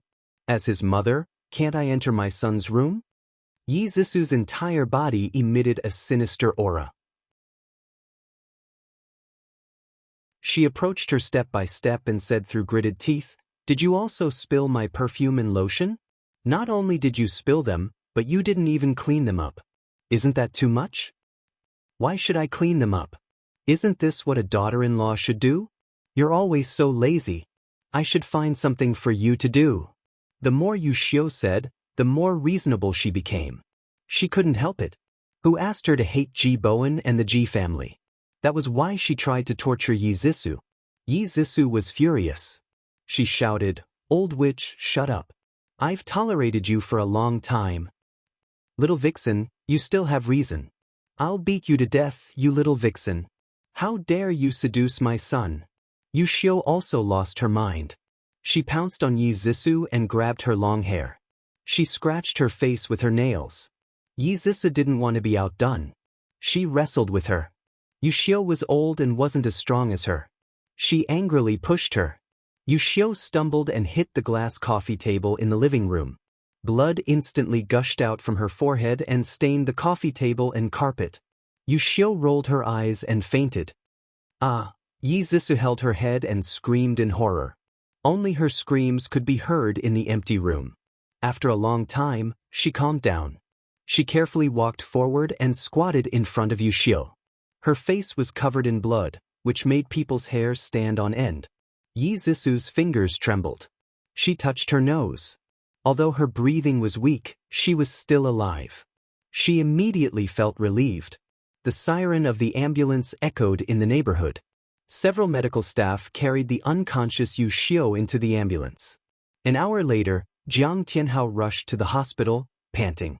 His mother was lying on the bed, unconscious. His wife was sitting on the bench in the corridor, wiping her tears miserably. Jiang Tianhao frowned impatiently. What happened? Why did Mom suddenly faint? Yi Zixu cried and threw herself into his arms. She sobbed, "Hubby, you're finally here. You scared me to death." The woman in his arms wiped her tears and snot all over him. He pulled her out of his arms forcefully and said with a straight face, "Let me ask you, why did Mom suddenly faint?" Yi Zixu didn't want to tell him that she had pushed Yu Xiu down. However, when Yu Xiu woke up, she would definitely slander her. She might as well tell him now. She looked at Jiang Tianhao pitifully and sobbed, "Mother-in-law has been very dissatisfied with me recently. Today, she even criticized me in front of the people in the neighborhood. I was angry and argued with her. Then I slipped up and pushed my mom to the ground?" Jiang Tianhao gritted his teeth. His eyes were burning with anger as he roared at her, "What's wrong with you? My mom is already so old. How could you treat her like this?" Yi Zixu's body trembled. She felt wronged and angry. She almost couldn't help but shout at him. Suddenly, a nurse walked out of the ward. "The patient has woken up. You can go in and see her now." Upon hearing this, Jiang Tianhao immediately shook off Yi Zixu's hand. He didn't even look at her as he strode into the ward. "Mom, are you feeling better?" Jiang Tianhao sat beside Yu Xiu and asked with concern. Yu Xiu touched the gauze on her forehead. She frowned and looked at Shen Yin in pain. "What's better? I was almost killed by your wife." Jiang Tianhao was ashamed and heartbroken. "Mom, I'm sorry. It's all my fault. I didn't manage her well." Yi Zixu had just entered the room and overheard the mother and son's conversation. She clenched her fists in hatred. Her large eyes were filled with tears as she said softly, "I'm sorry, mother-in-law. I really didn't do it on purpose." Yu Xiu wouldn't let her off. She sneered and said sarcastically, "Humph, mother-in-law? I don't dare. My ancestors must have accumulated good karma to let such a vicious woman like you marry into my family. I just entered your room and accidentally broke your perfume, and you're trying to kill me. Yi Zixu, oh Yi Zixu, how can you be so vicious, huh?" Jiang Tianhao flew into a rage. He said with a dark face, "Zixu, are you really going to hurt my mom over such a small matter?" Yi Zixu's tears rolled down her cheeks. Rationality and humiliation were all thrown to the back of her mind. She cried and complained, "Of course not. Ask your mom what she's done. She criticized me in front of everyone in the neighborhood and said that my behavior was improper. She ordered me around like I was a servant. What right does she have? I'm your family's daughter-in-law, not your family's servant." She cried out all her grievances. She cried like a pear blossom in the rain. It was a tragic sight. Yu Xiu was so angry that she slapped the bed. She said angrily, listen to her. What kind of things are they? Which family's daughter-in-law isn't filial to her parents-in-law and takes care of her husband? Why is she a servant in front of you? You're really a rich Mississippi. Even your mother-in-law can't order you around? I only ordered you around twice, and you hate me so much that you want to kill me. That's a glass coffee table. I'm bleeding out. Welfare, Song Shu 566.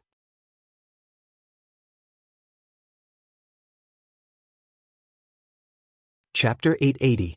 Every time she said a word, her chest rose and fell rapidly. She patted her chest with difficulty, and Jiang Tianhao was frightened. He comforted her. Mom, don't be agitated. Let's talk things over." Yu Xiu's finger trembled as she pointed at Yi Zissou, who was standing not too far away. Her lips trembled as she said, "Scram. Tell her to scram. I don't want to see that jinx." Yi Zissou's face turned pale. Jinx? She actually called her a jinx? She clenched her teeth and kept chattering. Her eyes were bloodshot with anger and her gaze was full of hatred. Jiang Tianhao looked up and met her venomous gaze. He frowned in disgust and said coldly, "Zissou, go back first. You can come and see my mom when she calms down." Yi Zissou gritted her teeth and dug her nails into her palms.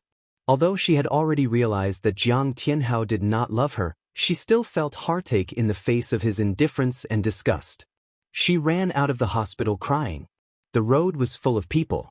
She rushed through the crowd in panic, not knowing where to go. Screech! The sharp sound of brakes pierced her eardrums.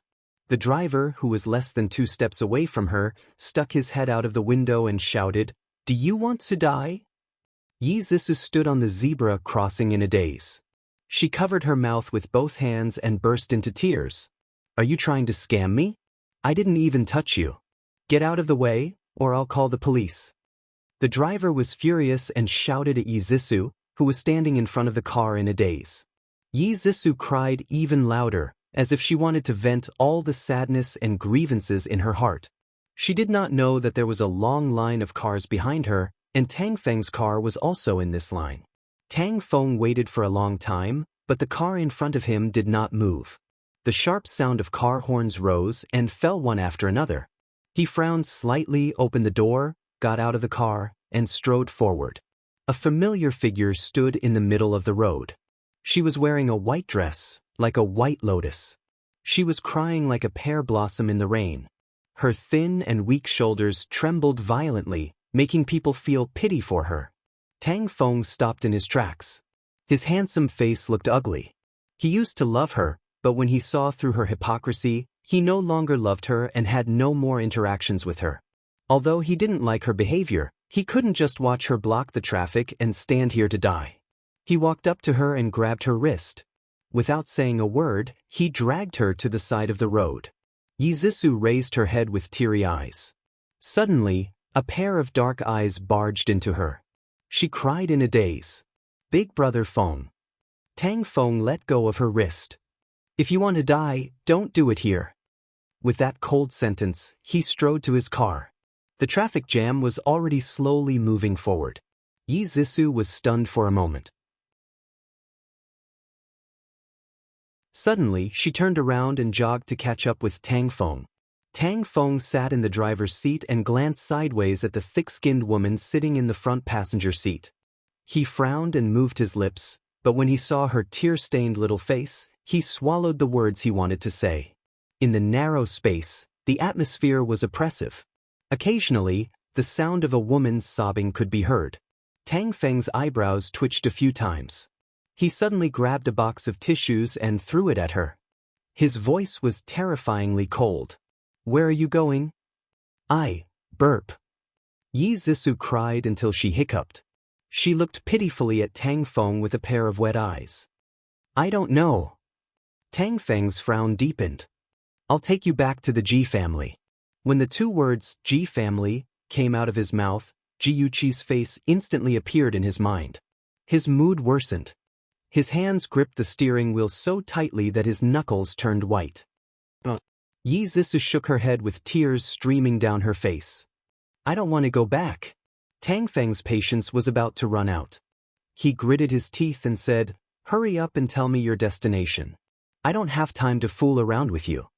The setting sun shone through the glass and covered his face with a gentle halo. Even though his face was gloomy, he was still so handsome that it made people's hearts palpitate. Yi Zissou suddenly regretted not choosing him back then. If she had chosen him, she wouldn't have fallen to this point. When the car stopped at the place Yi Zissou said, Tang Feng's handsome face darkened. "This is the place you want to come to? A nightclub?" Yi Zissou's eyes were slightly red and swollen, but it didn't affect her beauty. She bitterly curled her lips and had a different kind of charm. "What's wrong with a nightclub?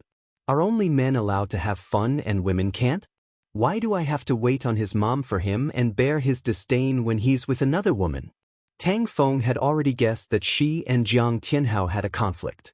He thought it was just a small quarrel, but he didn't expect Jiang Tianhao to have an affair.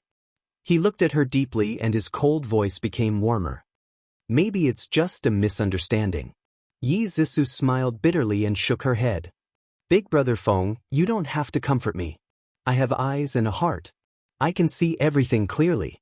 It's just that I realized it too late. I gave up everything for him, but what did I get in return? You. Tang Feng admitted. For a moment he was moved by her vicissitudes of life. His sexy lips pursed, and there was an imperceptible gentleness in his voice.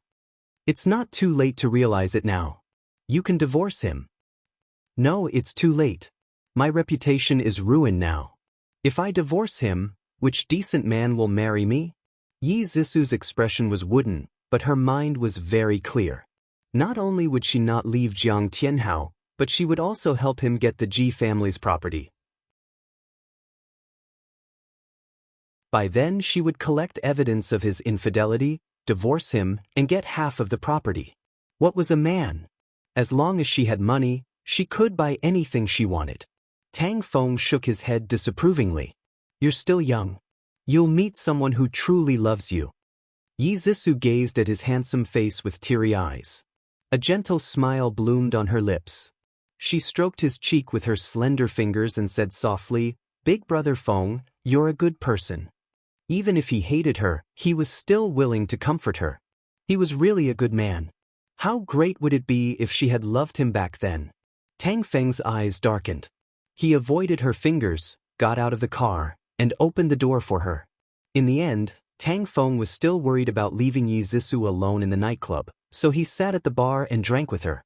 The two people who were frustrated in love didn't talk at all. They just drank quietly.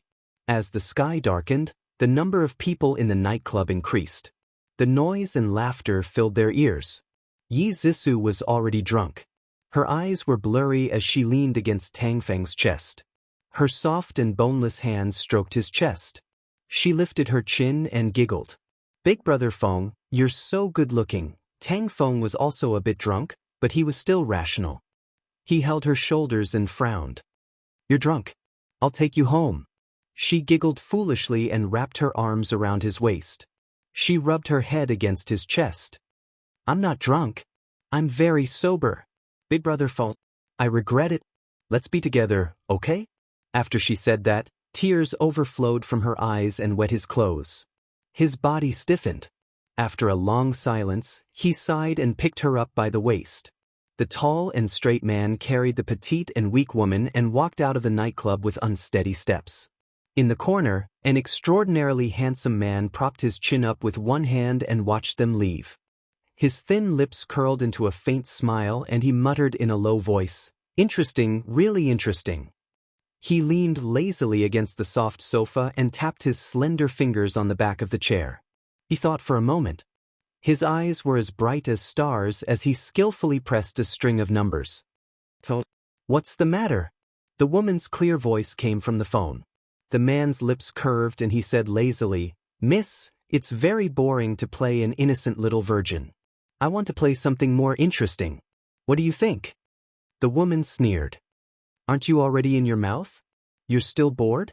The man rubbed his forehead with one hand and said resentfully, Don't you think it's cruel for a pretty boy like me to accompany an old woman every day? Okay, tell me what you think. The man revealed a devilish smile. What do you think of mother and daughter together?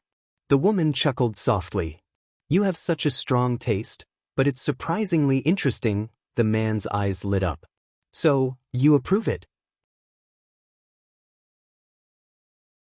Up to you. But you're not allowed to make trouble for me. Euler, miss, you have to believe in my professionalism.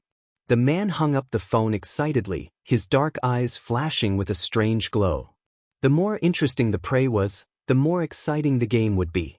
Oh, he was confessing insincerely. He was really not a bad person. Ji Yuqi was also confessing. She threw the phone on the coffee table and picked up the tablet. Gi Gai shrank back into Shinja's arms and leaned against his chest comfortably. Her slender finger poked the man who was wearing black-rimmed glasses and reading the newspaper. Her voice was sickeningly sweet.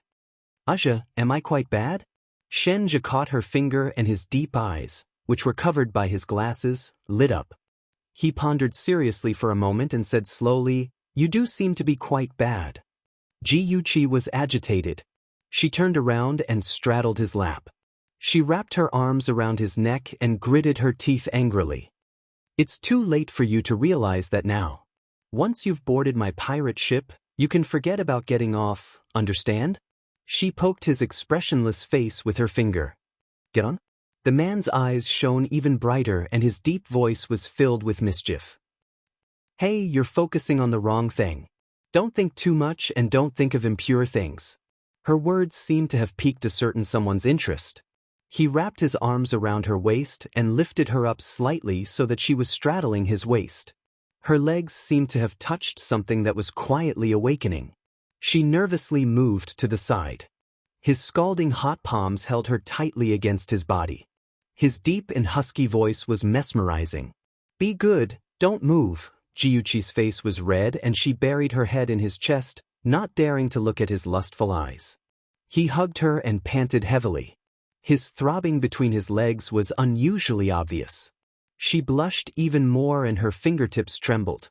Her voice was as soft as a mosquito's buzzing. "Do you need my help?" Beauty novel, Hongja 866.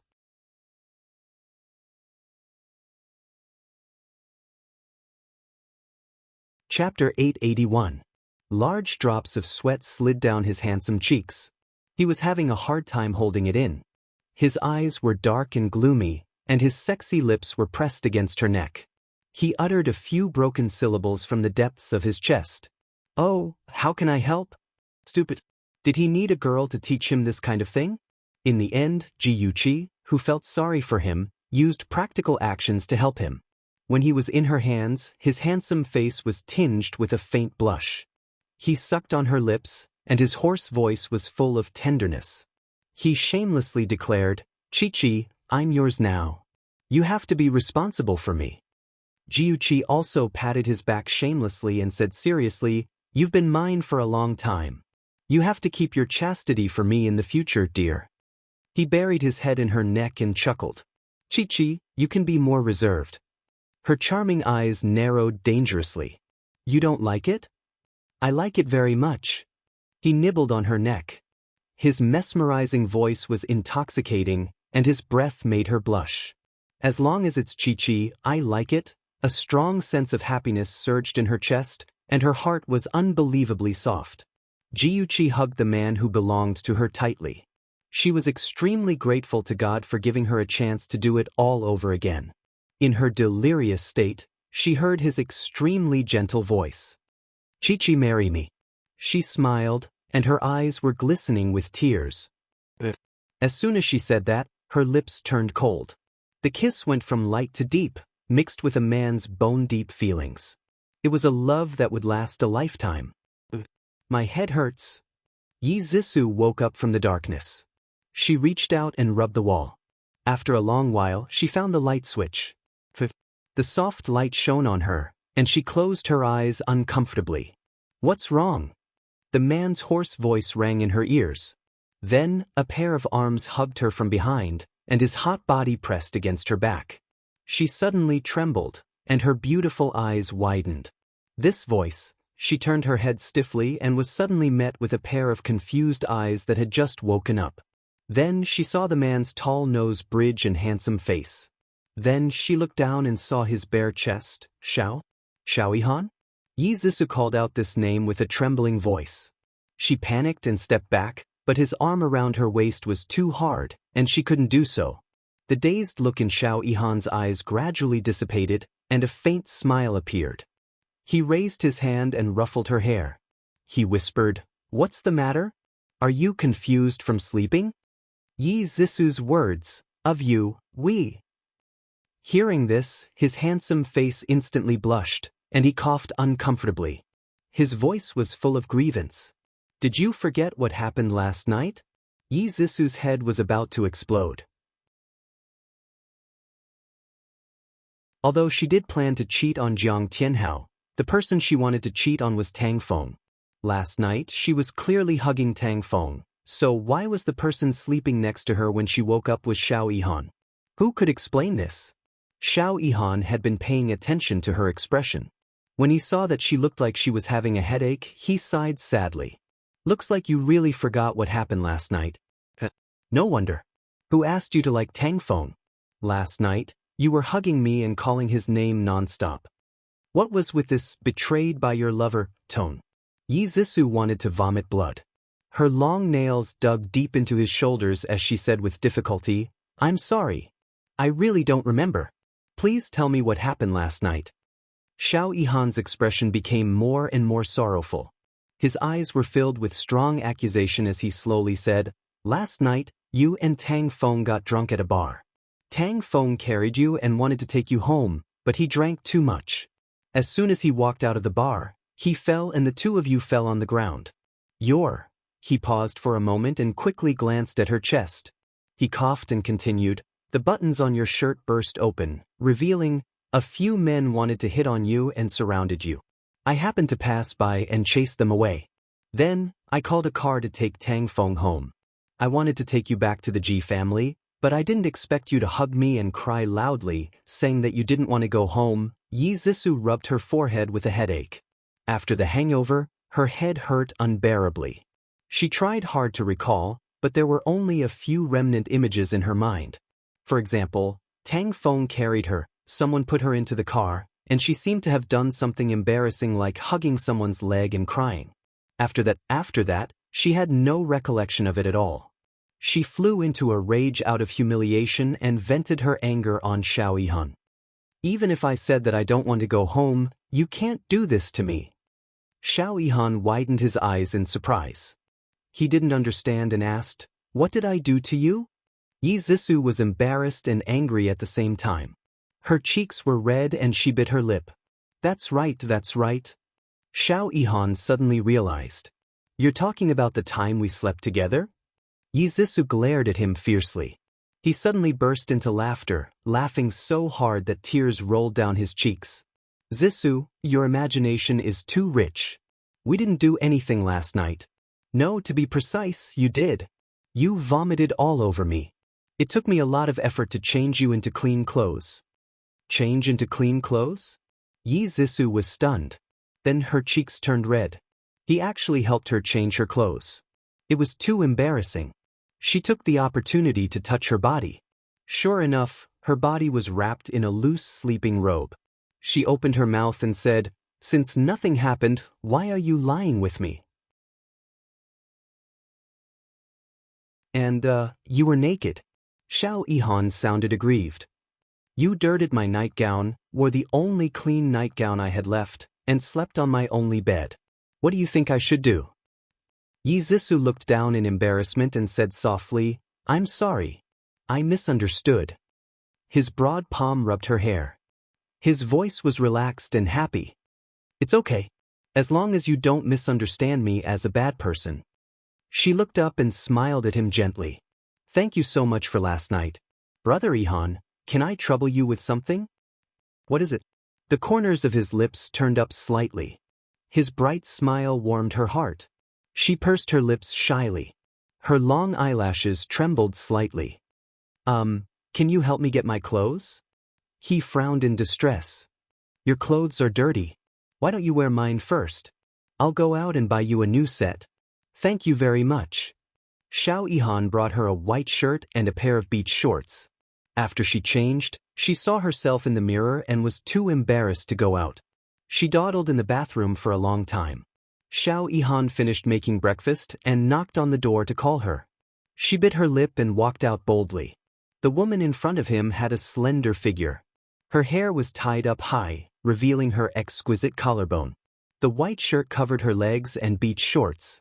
At first glance, one could only see her slender legs, which made one's imagination run wild.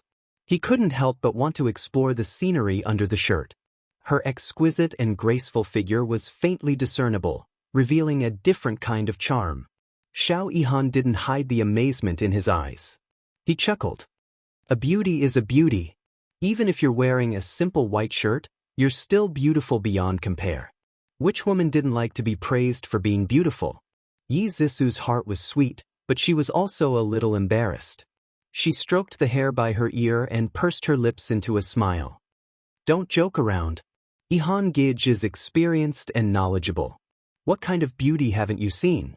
Xiao Ihan's eyes gradually deepened, and the smile on his lips became gentler. I've seen many, but you're the only one who has entered my heart. These words sounded a little ambiguous. Yi Zisu couldn't help but be startled. Just as she was about to probe, he quickly looked away. His cheeks seemed to be stained with a faint blush. He coughed and said, "Eat breakfast. Otherwise, it'll get cold later." Cheese and jam sandwiches, fried eggs, fried sausages, and warm milk. They all looked delicious. Yi Zisu's movements were elegant and didn't make a single sound. The man opposite her had even more standard dining etiquette. He was like a European aristocrat. His simple eating movements made people feel as if they were looking at a piece of art.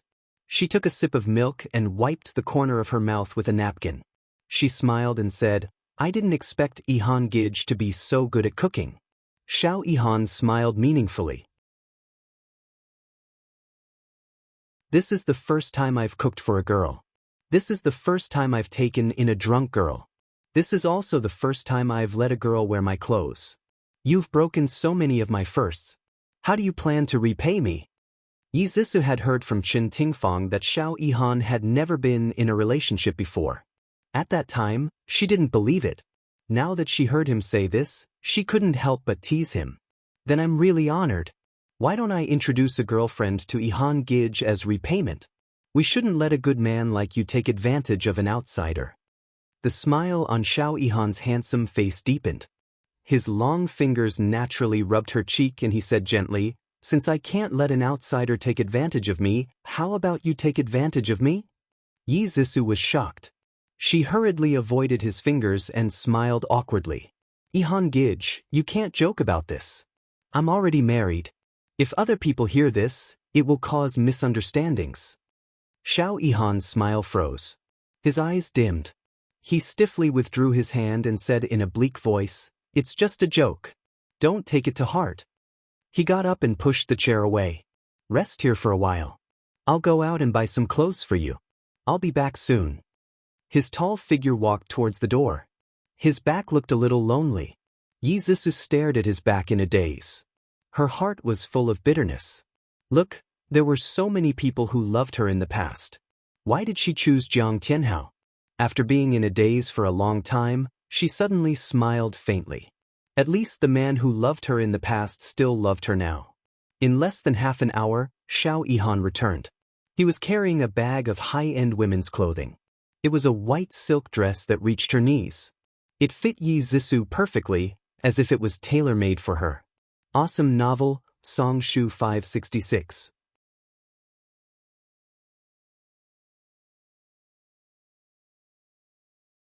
Chapter 882. Her long eyelashes fluttered, and the corners of her lips curled up. "Fits. How did you know my size?" He stared at her with his deep eyes and smiled. "There's a size on the back of your shirt. I noticed it last night." The smile on Yi Zisu's face became sweeter, and something broke out from the bottom of her heart. Under his affectionate gaze, she shyly lowered her eyes. The space between the two of them was filled with pink bubbles, and the room was filled with an ambiguous atmosphere. Xiao Ihan used his right hand to lift her chin, lowered his head, and slowly moved closer to her cheek. Her clear black and white eyes were wide open, and her gaze was confused, as if she didn't know what he wanted to do. He chuckled softly, and suddenly used his left hand to cover her eyes, and his cold lips covered her. A numb feeling spread from where the two of them were pressed against each other. Yi Zisu couldn't help but tremble. She hurriedly placed her hands on his waist and wanted to push him away, but he held her tightly in his arms.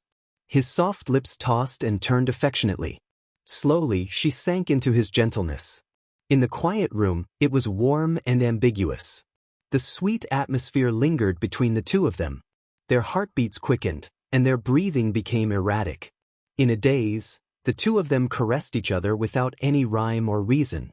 Suddenly, a melodious ringtone sounded. Yi Zisu seemed to wake up from a dream, and she suddenly pushed Xiao Ihan away.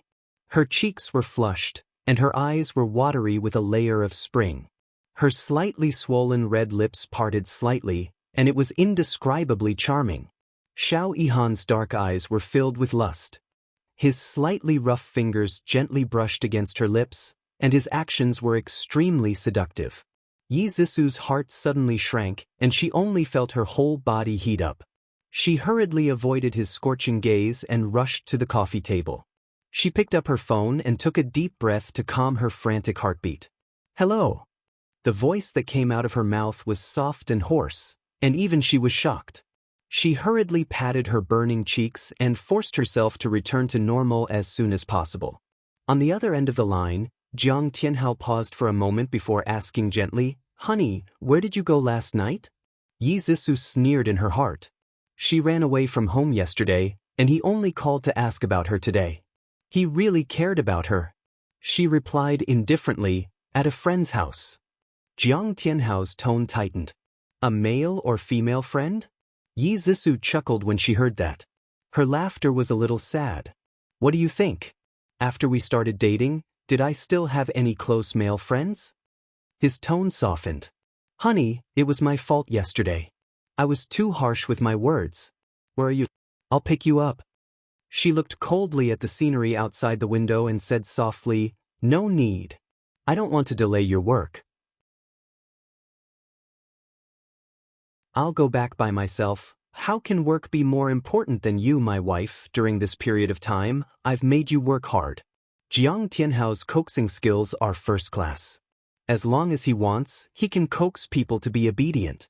Yi Zisu chuckled and did not say anything. After waiting for him to coax her, she changed the topic. "Hubby, how's mother-in-law?" "Mom is much better now. She can be discharged tomorrow." Jiang Tianhao's voice became gentler. "Honey, Mom is old and has a bad temper. She's made you suffer. For my sake, you have to bear with her a little, okay?" "Okay, hubby. I'll go to the hospital to accompany mother-in-law later. What kind of soup does she like? How about chicken soup?" Yi Zisu's obedient voice fell into Jiang Tianhao's ears. He smiled in satisfaction. "Chicken soup then. It's my fortune to be able to marry such an understanding wife like you." Yi Zisu pouted coquettishly. "You're so annoying. You only know how to smooth talk. Oh, honey, I love you. Hubby, I love you too." The husband and wife each had their own ulterior motives. When Yi Zisu hung up the phone, she was the only one left in the room. She saw a note on the table. On the note, there was a handsome handwriting. "I don't want to hear you talking to him lovingly. Lock the door when you leave." She held the thin piece of paper in her hand. Through the last word and the strength of the pen on the back of the paper, she seemed to see his frown. Suddenly, she felt a little empty in her heart. Jiuqi stared at the ring on her finger and giggled foolishly. Qing Sang threw her a look of disdain and said lightly, "Boss, this is the 5th time you've been distracted. I beg of you, can you be more serious during the meeting?" Jiuqi returned her a look that said, "You know what I mean." The happy smile on her face was too bright. "Qing Sang, shouldn't you propose to me?" Qing Sang held her forehead with one hand. She had a headache. "Boss, you've said this to me 3 times. I beg of you, quickly go back to normal, okay?" Qing Sang really couldn't understand this. "I can't wait for the whole world to see my happiness. Look. Was love really so magical? Could it make a rational person go insane?" She silently guessed that young Master Shen must be in a state of madness at this moment. She guessed right. Young Master Shen had successfully become a psychopath. Whether it was a big meeting or a small one, this boss's mind wandering had become a common occurrence. Sometimes, he would touch the ring on his finger and giggle foolishly. Sometimes, he would frown and think about something important. Sometimes, he would sigh and say, "It's not time yet. As expected, I still have to wait." Sometimes, he would smile and mutter to himself, "Chi has finally become my woman." Zhe and the others were speechless. "Boss, we seem to have heard something incredible." In the end, they couldn't stand it anymore. They sent Zhe as a representative to tactfully advise the boss. "Young master, you seem to have been too emotional recently. It has attracted the attention of Xinyu and Shen Jianhao." Shenji's expression turned cold. He finally pulled himself out of the state of madness. His handsome face was as cold as ice. This was why he hadn't announced his relationship with Yuqi to the public. Shen Jianhao and his son wouldn't let go of any evidence that could be used to threaten him. A cold aura erupted from his body. He said in a deep voice, "Keep an eye on them. If they dare to harm Chi-Chi, I don't mind putting righteousness before family." Such a pair of father and son didn't deserve to be his family at all. The press conference held by Free Clothing Company was very successful. Not only did it receive many media reports, but it also received the support of many business bigwigs. Even the most famous fashion designers praised it. Ji Yuqi sat below the stage and looked at the designers on the stage surrounded by flowers and applause. She couldn't help but smile. After this promotion, their company, Free, had finally entered the market and would definitely shine. Free Clothing Company quickly set up counters in major shopping malls. Advertisements and posters filled every corner of the city. The trend of promoting comfort and freedom swept through. On the first day of the launch, there was a situation of out of stock. In just a short month, Free had gained a firm foothold in the clothing industry and faintly led the trend of fashion trends. The designers in the company were also in high demand and became the target of other companies poaching. Ji Yuqi didn't mind. Instead, she told the designers frankly, "If you feel that other companies can give you better development opportunities, I won't force you to stay. But for those who stay, you will realize your value in Free, including economic and social value." Ji Yuqi didn't lie to them. She gave them a salary that was 10% higher than their peers, not to mention a generous bonus. As for social value, Free had set up a charity fund.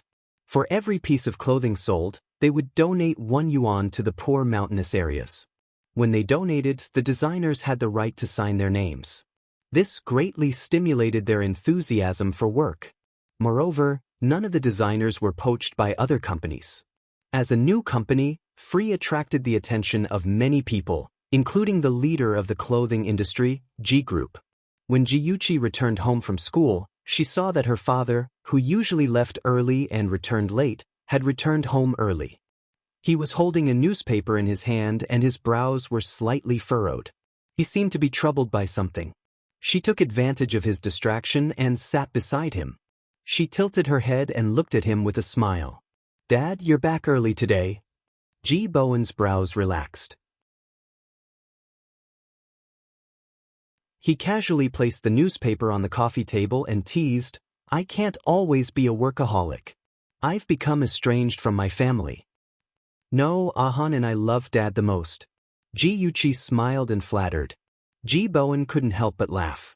The gloominess in his eyes dissipated. Ji Yuqi hugged his arm and said coquettishly, "Dad, I saw that you didn't look too good just now. Is there something bothering you?" Ji Bowen had never told his family about the company's troubles in the past because he didn't want them to worry. However, Yuqi had already grown up. She would take over the company sooner or later. It was a good thing to let her know about it earlier. Thinking about this, he slowly said, "Recently, a clothing company called Free has appeared in Ing City. Although this company has just been established and its scale is relatively small, its strength is not to be underestimated. The company's executives all believe that it will grow into a strong competitor for the G Group. Therefore, someone proposed to acquire Free." Ji Yuqi frowned. "I don't think it's a good idea. If we acquire every potential competitor, not only will we have to bear a high cost, we will also have to bear a certain amount of risk. Moreover, for the company itself, it won't form an effective competitive environment. It won't be good for the company's long-term development." Ji Bowen's eyes lit up. He smiled and said, "I didn't expect my daughter to have the same thoughts as me. I don't agree with the acquisition plan either. The clothing brands under the G Group have been the #1 for more than 10 years. Without the stimulation of competition, their designs are also not very innovative. I'm afraid that they won't be able to adapt to the trend soon." Ji Yuqi nodded vigorously. "Dad, I think that the G Group should inject more fresh blood. Also, other than the traditional market, e-commerce is also a fat piece of meat. We can't ignore it." At this time, e-commerce was already on the rise.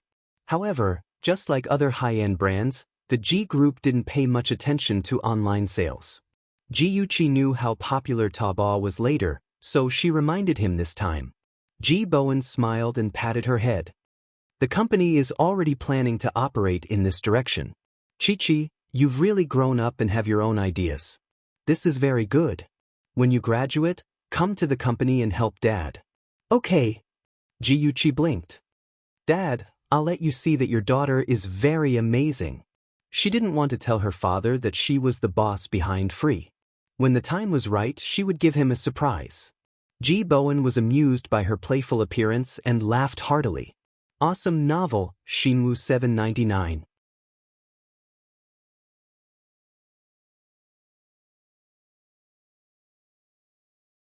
Chapter 883. His laughter stopped abruptly. His dark gaze fell on Yuchi's middle finger. A beautiful diamond ring was sparkling. His expression turned ugly and his voice was stern. Yuchi, what's with that ring? Ji Yuchi retracted her finger uncomfortably and said softly, Dad, I wanted to tell you, but I couldn't find the right opportunity. She raised her head and met his gaze with determination. Biting her lip, she said, I'm in love. Ji Bowen's expression changed a few times. Finally, he snorted coldly. Just in love? Ji Yuqi leaned in front of him and smiled ingratiatingly. Her eyes curved into crescents as she said carefully, I agreed to his proposal. Ji Bowen's heart was burning with anger. His daughter had been abducted by that brat and he didn't even know about it. He opened his mouth and was about to fly into a rage when Yuchi hurriedly begged for mercy. Dad, if you want to teach me a lesson, why don't you go to the study? Looking at his daughter's pitiful little face, Ji Bowen's heart softened. He suppressed the anger in his heart and sighed. Tell me, which family's brat is it? I'll say the ugly words first. If that brat doesn't enter my eyes, even if you agree to his proposal, you can forget about being together. Ji Yuchi pouted and blinked. Her voice was light and playful as she said, Daddy, do you like the eldest young master of the Shen family? Ji Bowen was startled. When Shenja disregarded his own safety and blocked the sulfuric acid for Chi-Chi, he felt that something was wrong. Most people wouldn't be able to risk their own lives to protect others. He didn't expect them to really be in love. After a moment, he said with a gloomy expression, It seems that you two have been together for a long time. You actually hid it from me for so long. Ji Yuqi was full of guilt. Dad, I'm sorry. I have my reasons. Forget it. Girls have grown up and should have their own thoughts. Dad doesn't blame you. Although he said that, Ji Bowen still felt a little lonely in his heart. The daughter he had treasured for so long was going to leave him one day and go into the arms of others to start a new life. The corners of his lips curled up as he caressed his daughter's hair. His voice was gentle as he said, That boy from the Shun family is a capable man. He's good to you too. I'm relieved to hand you over to him. Daddy. Ji Yuchi was speechless. Her eyes were red and covered with a layer of water. She blinked back her tears and threw herself into his embrace. Daddy, thank you. Ji Bowen patted her back. At this point, as a father-in-law, he had to meet his future son-in-law. Chi-Chi, is Shinja free recently? Ask him out and we'll have a meal together. Okay, I'll ask him out. Ji Yuchi blinked. Dad, can you not tell Andy Chin for the time being? We plan to get married after I graduate. We don't want too many people to know about our relationship. Ji Bowen nodded. That's good too. Do Shinja's parents know about your relationship? They don't know yet. The situation in the Shun family is a little complicated. Ji Yuchi hesitated. Ji Bowen thought for a moment and knew what was going on. Shen Jianhao's first wife gave birth to his eldest son, Shinja, but she passed away a few years later. His new wife, Tao Shirin, gave birth to his second son, Xinyu. Although in the eyes of outsiders, the Shen family was happy and blissful, there were many discord in the wealthy families. Who knew what was going on behind the scenes? After dinner, Ji Yuchi lazily lay on the sofa and chatted with Shinja on the phone. When she heard his magnetic and affectionate voice coming from the other end of the line, she couldn't help but smile. Her exquisite eyes were full of smiles. Aja, I told my dad about us. He wants to see you. Peiwen? Shenja touched the ring on his finger and a crazy smile appeared on his face. His voice was gentle and charming. Ji Yuqi rolled a few times on the sofa. Tomorrow night at 7 o'clock at Zuixiang restaurant. Don't be late. Okay, got it. His little girl's soft voice was right next to his ear. He couldn't help but miss her. The corners of his lips moved slightly and her name came out from between his lips. Chi-Chi, I miss you. Ji Yuqi's cheeks blushed. She said softly, I miss you too. The person on the other end of the line was silent for a few seconds and suddenly said, wait for me. Ji Yuqi didn't understand. She blinked and was about to ask again when the phone beeped. Oh, that jerk Shenja. He actually hung up the phone without knowing why. Ouch, she punched the cushion in frustration. After venting her anger, she ran into the bathroom to take a shower. Half an hour later, she walked out of the bathroom with wet hair and a towel wrapped around her body. In the blink of an eye, she saw a dark figure jump in from outside the window. She was so shocked that she almost screamed. When she took a closer look, her eyes almost popped out of their sockets. She opened her mouth in disbelief. Tasha, why are you here? The little girl in front of him had just taken a shower. Her wet hair was wrapped in a towel and her entire body was wrapped in only a towel. Her fair skin was slightly red from the steam rising from the shower.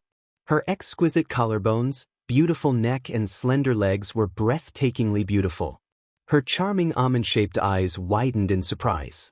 Her pink lips were slightly parted and her dazed expression was so adorable that it made people want to pinch her cheeks. Shenja walked closer to her with his long legs. There was a suppressed flame in his dark eyes that lit up his eyes. Ji Yuqi's heart trembled and she instinctively retreated. He had already opened his arms and pulled her into his embrace. His cold lips kissed her cheek and he whispered, I really wanted to see you, so I came here. Ji Yuqi blinked hard and finally understood what he meant when he said, wait for me. The next second, she suddenly reacted. Her cheeks flushed red and she pushed her hands against his chest. She said hurriedly, let go of me. I'm going to change. Don't change. It's very beautiful. His cold lips slowly moved down her chin to her neck. His low voice was like the music played by a cello. Don't. Her voice trembled as she frantically grabbed his right hand that was caressing her waist. He did not continue the movement of his hand. Jun Yen buried himself behind her neck and sniffed her body fragrance. His nose exhaled a scalding hot breath, just like a kitten that could not eat fish. It was stuffy and somewhat irritable. I still have to endure it for a long time. How long would it take to endure until the two of them got married? She could clearly feel the hard thing that was pressed against her. She leaned into his embrace and did not dare to move. She gritted her teeth and braced herself to answer, actually, you can try using your hands. After saying that, she wanted to bite off her own tongue. Why did she have to be his teacher and teach him such things?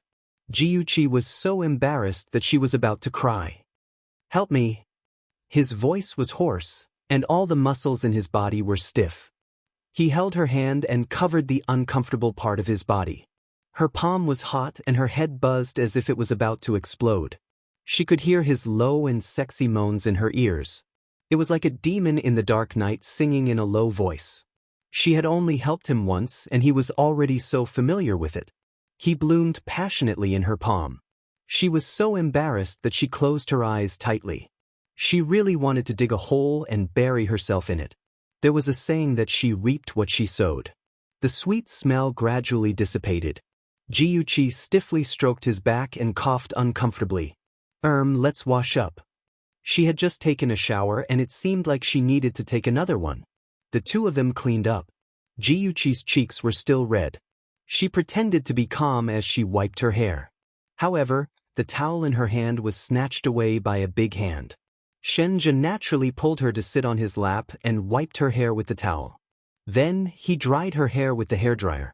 A warm breeze of moderate temperature slowly brushed past Ji Yuqi's head. His slender fingers weaved through her hair, stirring up a tingling sensation at the roots of her hair, causing ripples in her heart. She lowered her head in embarrassment. Her flushed cheeks looked even more charming under the soft light. Chi-Chi, will you be angry that I didn't introduce you to the Shin family? Unknowingly, the hairdryer had been replaced with a comb and was gently combing her hair. She raised her head. Her eyes were bright and full of smiles. Silly, do you think I'll be angry? The traditional marriage of meeting the parents and receiving their blessings was not suitable for them at all. She smiled. As long as the people we care about give us their blessings, that's enough. Bits of resplendent light blossomed in his obsidian-like eyes, and then spread to his lips. He lovingly kissed her hair, and his heart was filled with warmth. It was getting late. Jiuchi urged him to leave, but he hugged her domineeringly and refused to let go. I'll leave after you fall asleep. Jiuchi had no choice but to compromise. Under his expectant gaze, Gigai lay down on the bed. He quickly lay down beside her and hugged her waist. Gigai, go to sleep. How could she sleep while being hugged by a moving stove? Jiuchi closed her eyes and silently counted the stars in her heart.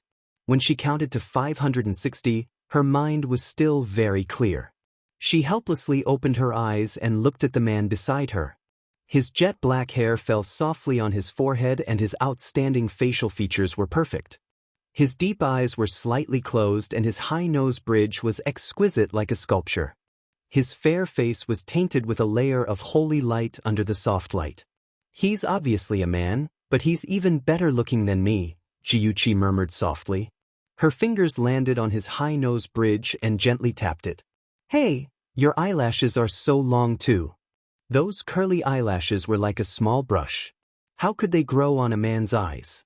Jiuchi sighed softly. Her fingers touched it gently and quickly retracted, afraid that she would wake him up. Do you like it? It was a low, intoxicated voice. She nodded earnestly. I like it. As soon as she finished speaking, she sensed that something was amiss. The man whom she was scrutinizing had already opened his eyes. There was a smile in his dark eyes. He tightened his arms around her waist and pulled her closer to him. Since Chi-Chi doesn't want to sleep, let's do something else. Oh, she was caught peeping. How embarrassing. Jiuchi's eyes flickered. She pressed her hands against his chest and said in a muffled voice, No, hurry up and go back. Welfare, Shinwoo 799. You're tuning in to the Passion Pages YouTube channel. We're so grateful for your support and don't forget to subscribe to join us on this incredible journey through captivating stories.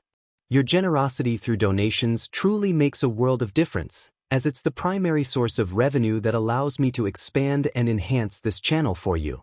Thank you from the bottom of my heart for being a part of this adventure.